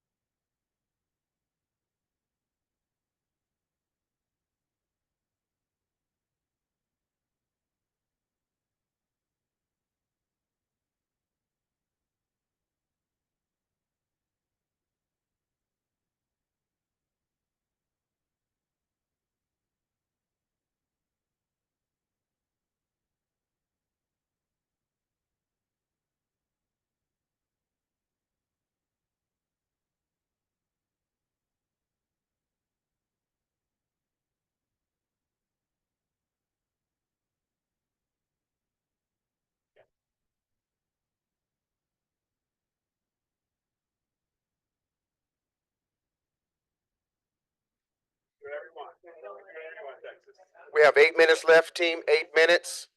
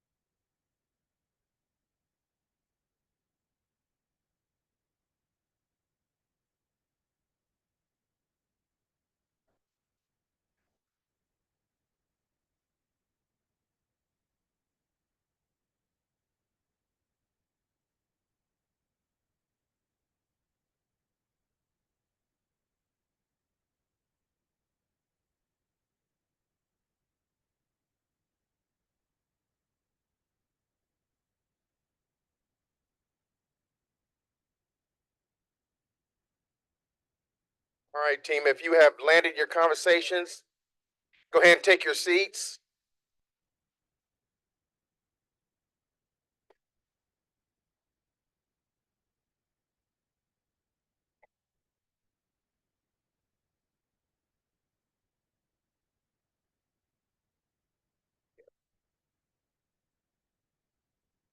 If you used all your service cards, please go ahead and take your seats as we begin to land this plane of discussion for the evening. So team, we're gonna alter the process just a little bit versus because it's getting late in the evening and there's a lot of great ideas. We're not gonna ask you to prioritize so much, but that conversation will come.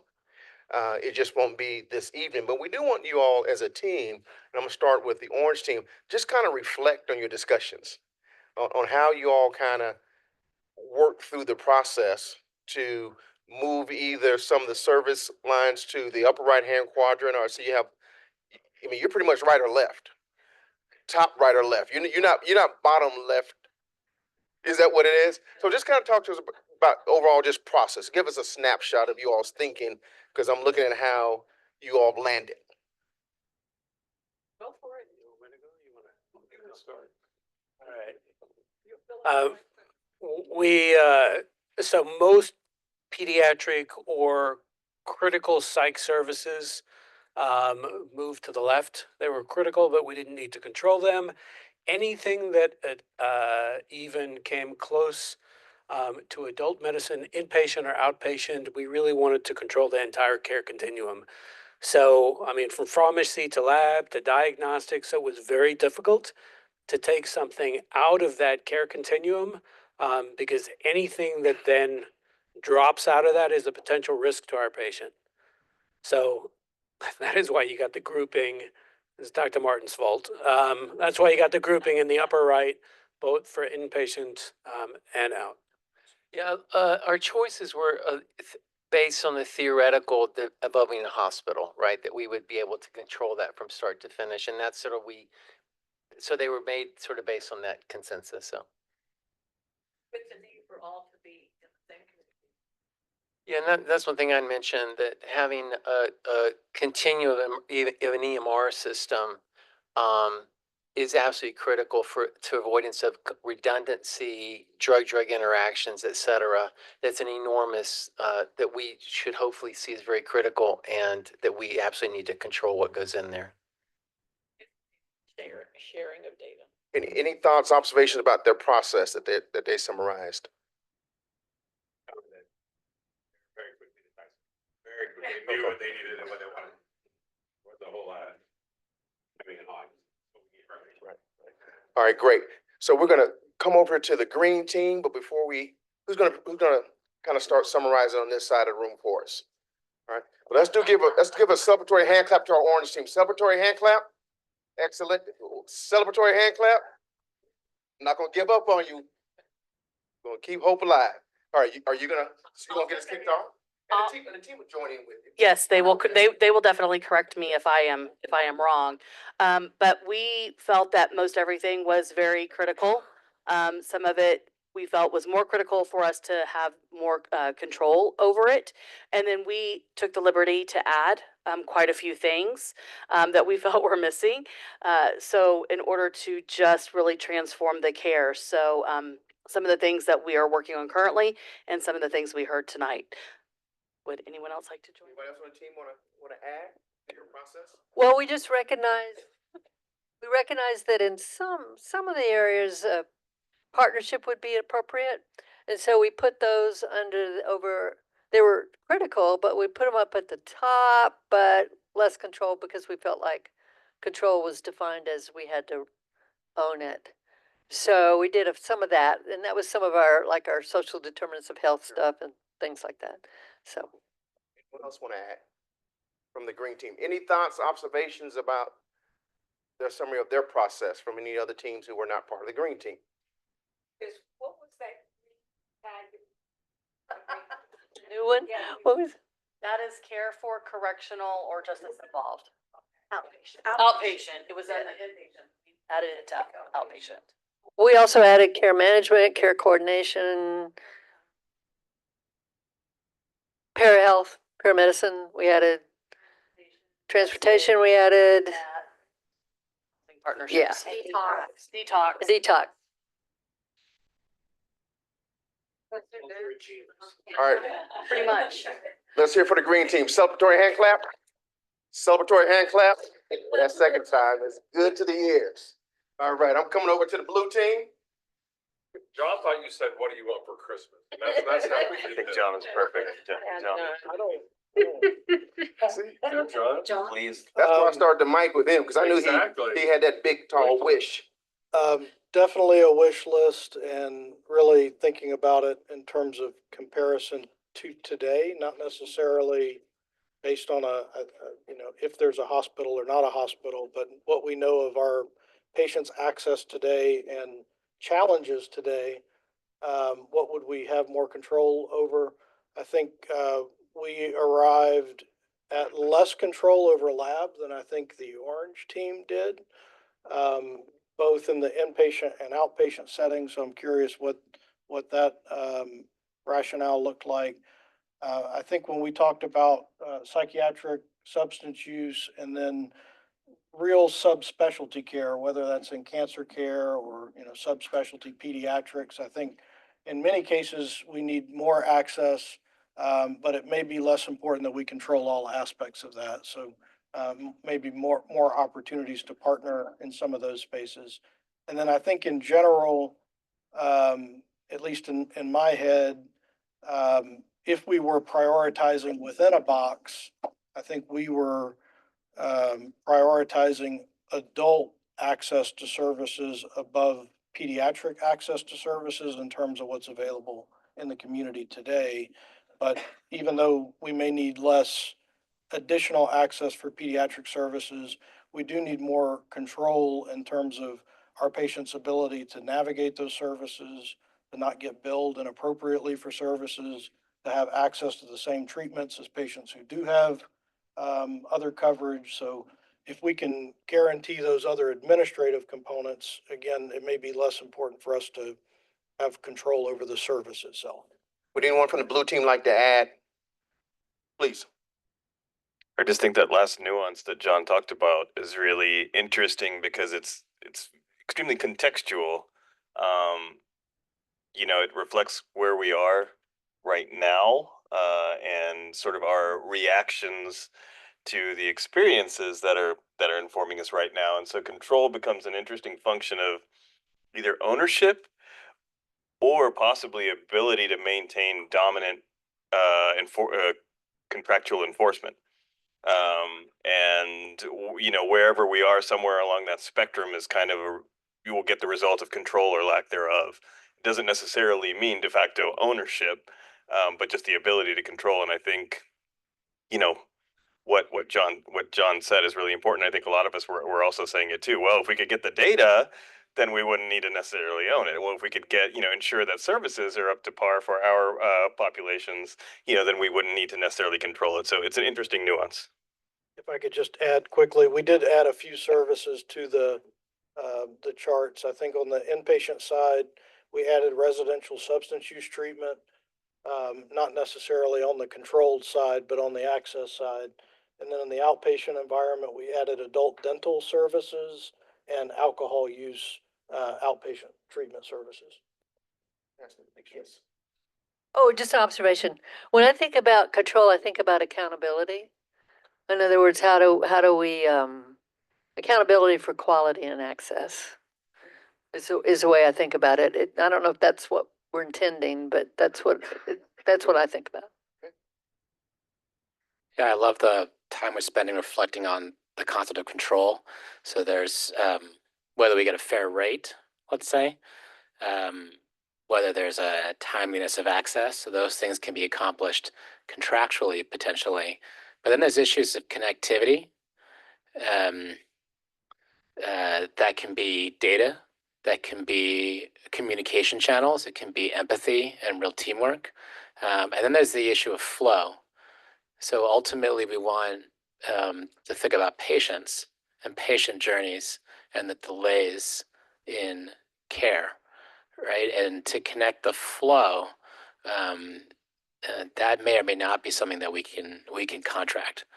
So just thinking about those different dimensions of, control, connectivity, and flow. And so those may be nuances around some of those questions. Thank you. And building on what Pat said, just in 2 areas, I think an example of another area when it comes to control that's very important for us to look at is actual infrastructure. And so, do we have sufficient infrastructure and resources? And one of the areas that we discussed in our group was around the psychiatric emergency department inpatient. As a community, we spent about $15 million investing in a psychiatric emergency department that because it was with our contracted private hospital system, when they decided that it wasn't financially feasible for them, or not just feasible, but beneficial for them, they shut it down. And so sometimes I think in order to have the access that you need that public infrastructure, or else you maybe can't get that access. And then the other thing, I know we talked about kind of the contract enforcement and being able to define those terms. And before I was at Lone Star Circle of Care and Central Health, I was in enforcement. And I think you can either invest the money in having a central health office of inspector general, or you can invest the money in building out public infrastructure.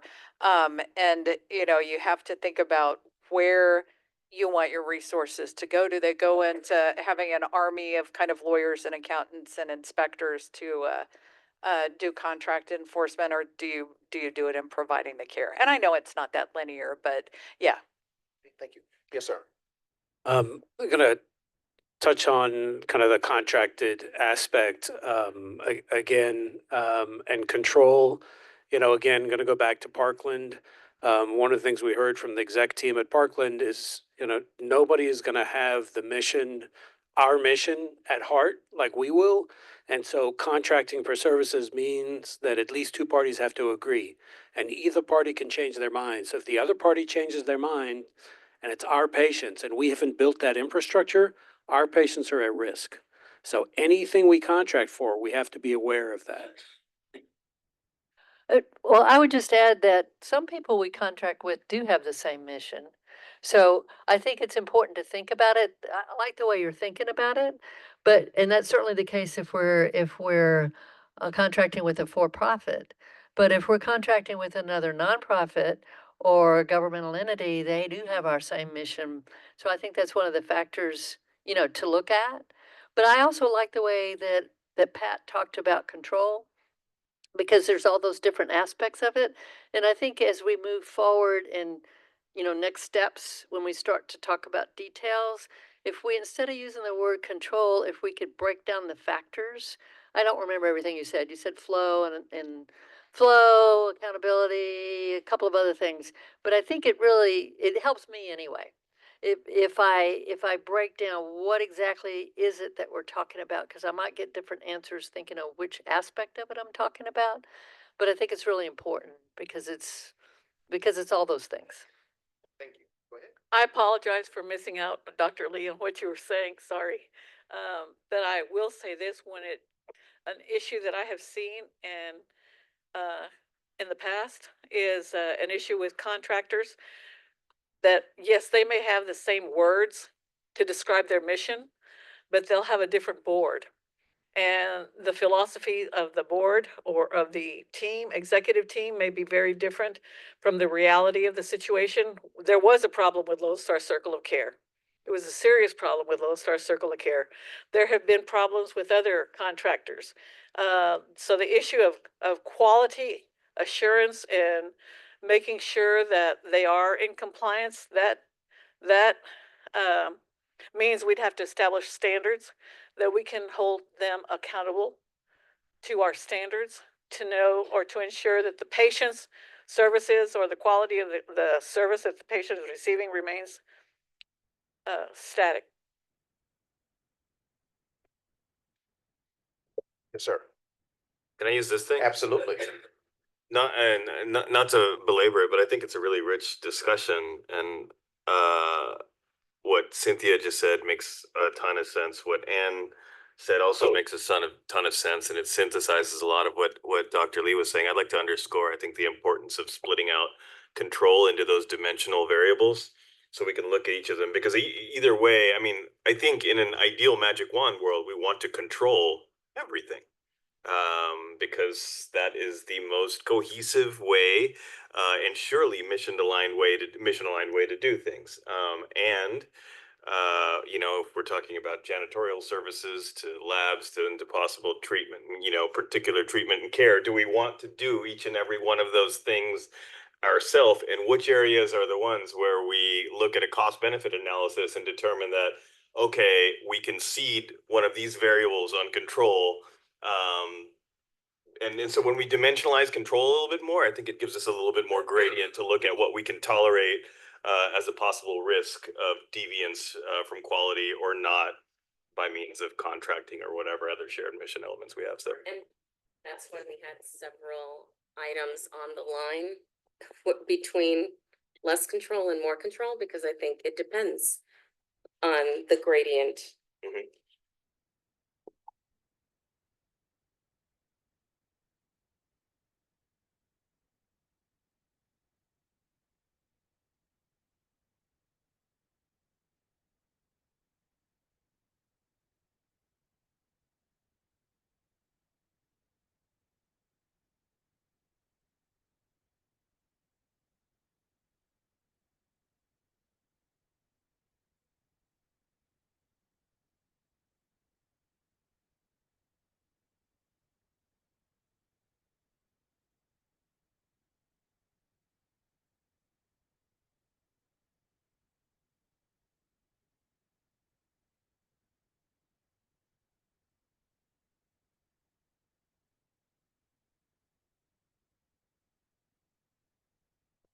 What would the shared vision be for Central Health as a mature hospital district?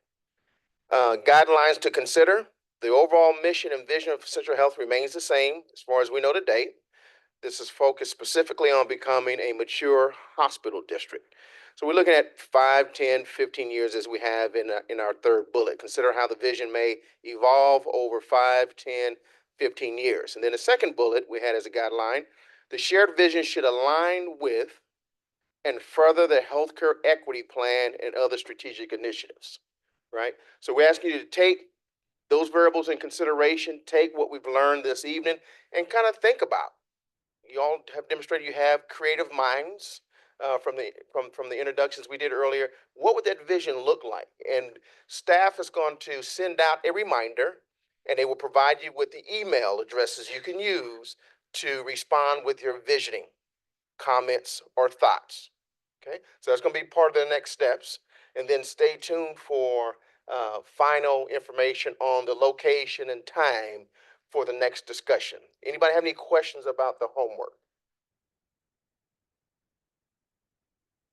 All right, so to land, in order for you to be able to get out of the door tonight, I'm going to ask you to give me a rapid fire one word on how you feel about the evening. Either the experience, just the overall evening itself, or your first strategic visioning retreat that I think you all have had in some time from what Ann was sharing with me. So I'm looking for one word. See, who's that lucky person to go first? I know exactly who I'm coming to. Just start giving me that one word, rapid fire. Get us started. Inspired. Inspired. One word. Good.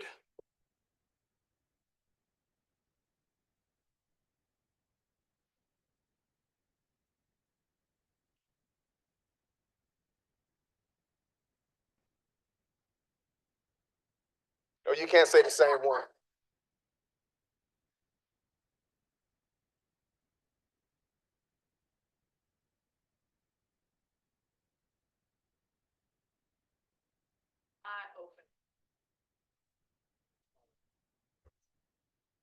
Team, have we missed anything before we completely land the plane and open the doors? Have we missed on anything that we need to share? Yes. Daryl, Melfa, Nilda, Juliet, John Tip, Ben, Taylor, Monica, Perla, Anissa, JP, and if I missed somebody, Brianna. Thank you, Brianna. There was a lot of work in the background. Anne, Cynthia, Amit, and so many of you who really contributed tonight. I just want to, in the midst of everything that we're doing, I am particularly grateful and amazed by what you all pulled together tonight. It could have gone so many different ways. I just want to appreciate everyone's timely and thoughtful and humble and collaborative and visionary work. So thank you so much. Wow. Celebratory hand clap. Yes, I'll come to you. And I have a question that doesn't need to be answered here, obviously, but this is just to the chorus and those to whom this most applies. Maybe y'all could, catch me offline, but when we were looking at the slide, and it was a slide that discussed basically the healthcare journeys and where it was a continuum of care, and with the alternatives to acute care and hospitalization that Doctor you were discussing. It seemed like to me, and this is kind of to Anne's point in some way, to me, we were discussing those alternatives and how, some of these alternatives would fill certain gaps. Some of these alternatives would ease some bad ROI strain or some high overhead strain, or waste, or improve the patient experience by means of both comfort and waste.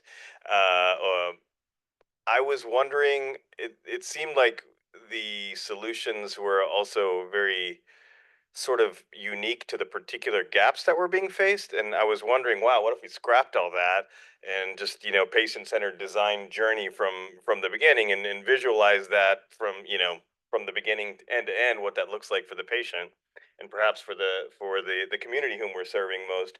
What would that look like instead of maybe responding to particular gaps or responding to inefficiencies? I don't know if that's a well-informed question, or if the assessment that I'm making from one slide is even correct. But anyone who might be able to help educate me on that, if y'all could maybe just find me and reach out to me, whether it's in the hallways here or we have a coffee or something. Thanks. Okay, I think I'm ready to close this out. Okay, make it quick. It's 8:48. I want to thank our chair for actually scheduling this retreat for us to go through this exercise. And I want to thank Amit for bringing up the words patient-centered care, because one of the things that I do not see here is the patient representation. And I think that for the future, I think we need to look at how are we going to incorporate a perspective of the patient as we develop our recommendations moving forward. All right, we're opening up the doors as you go home tonight. Remember, teamwork makes a vision work. Would go ahead and officially. Okay, thank you, everyone. Second item is confirm the next regular board meeting date, time, and location. Our next one is November 6th at 1:30, or following the Strategic Planning Committee meeting. The next board retreat, I believe, is scheduled for Saturday, December 14th at 9 a.m. All right, at this time, I'm ready to accept a motion from adjournment from Manager Brinson. Second from Manager May. All in favor? Okay. Thank you all very much. We're adjourned. All right, team, be safe. Stay well.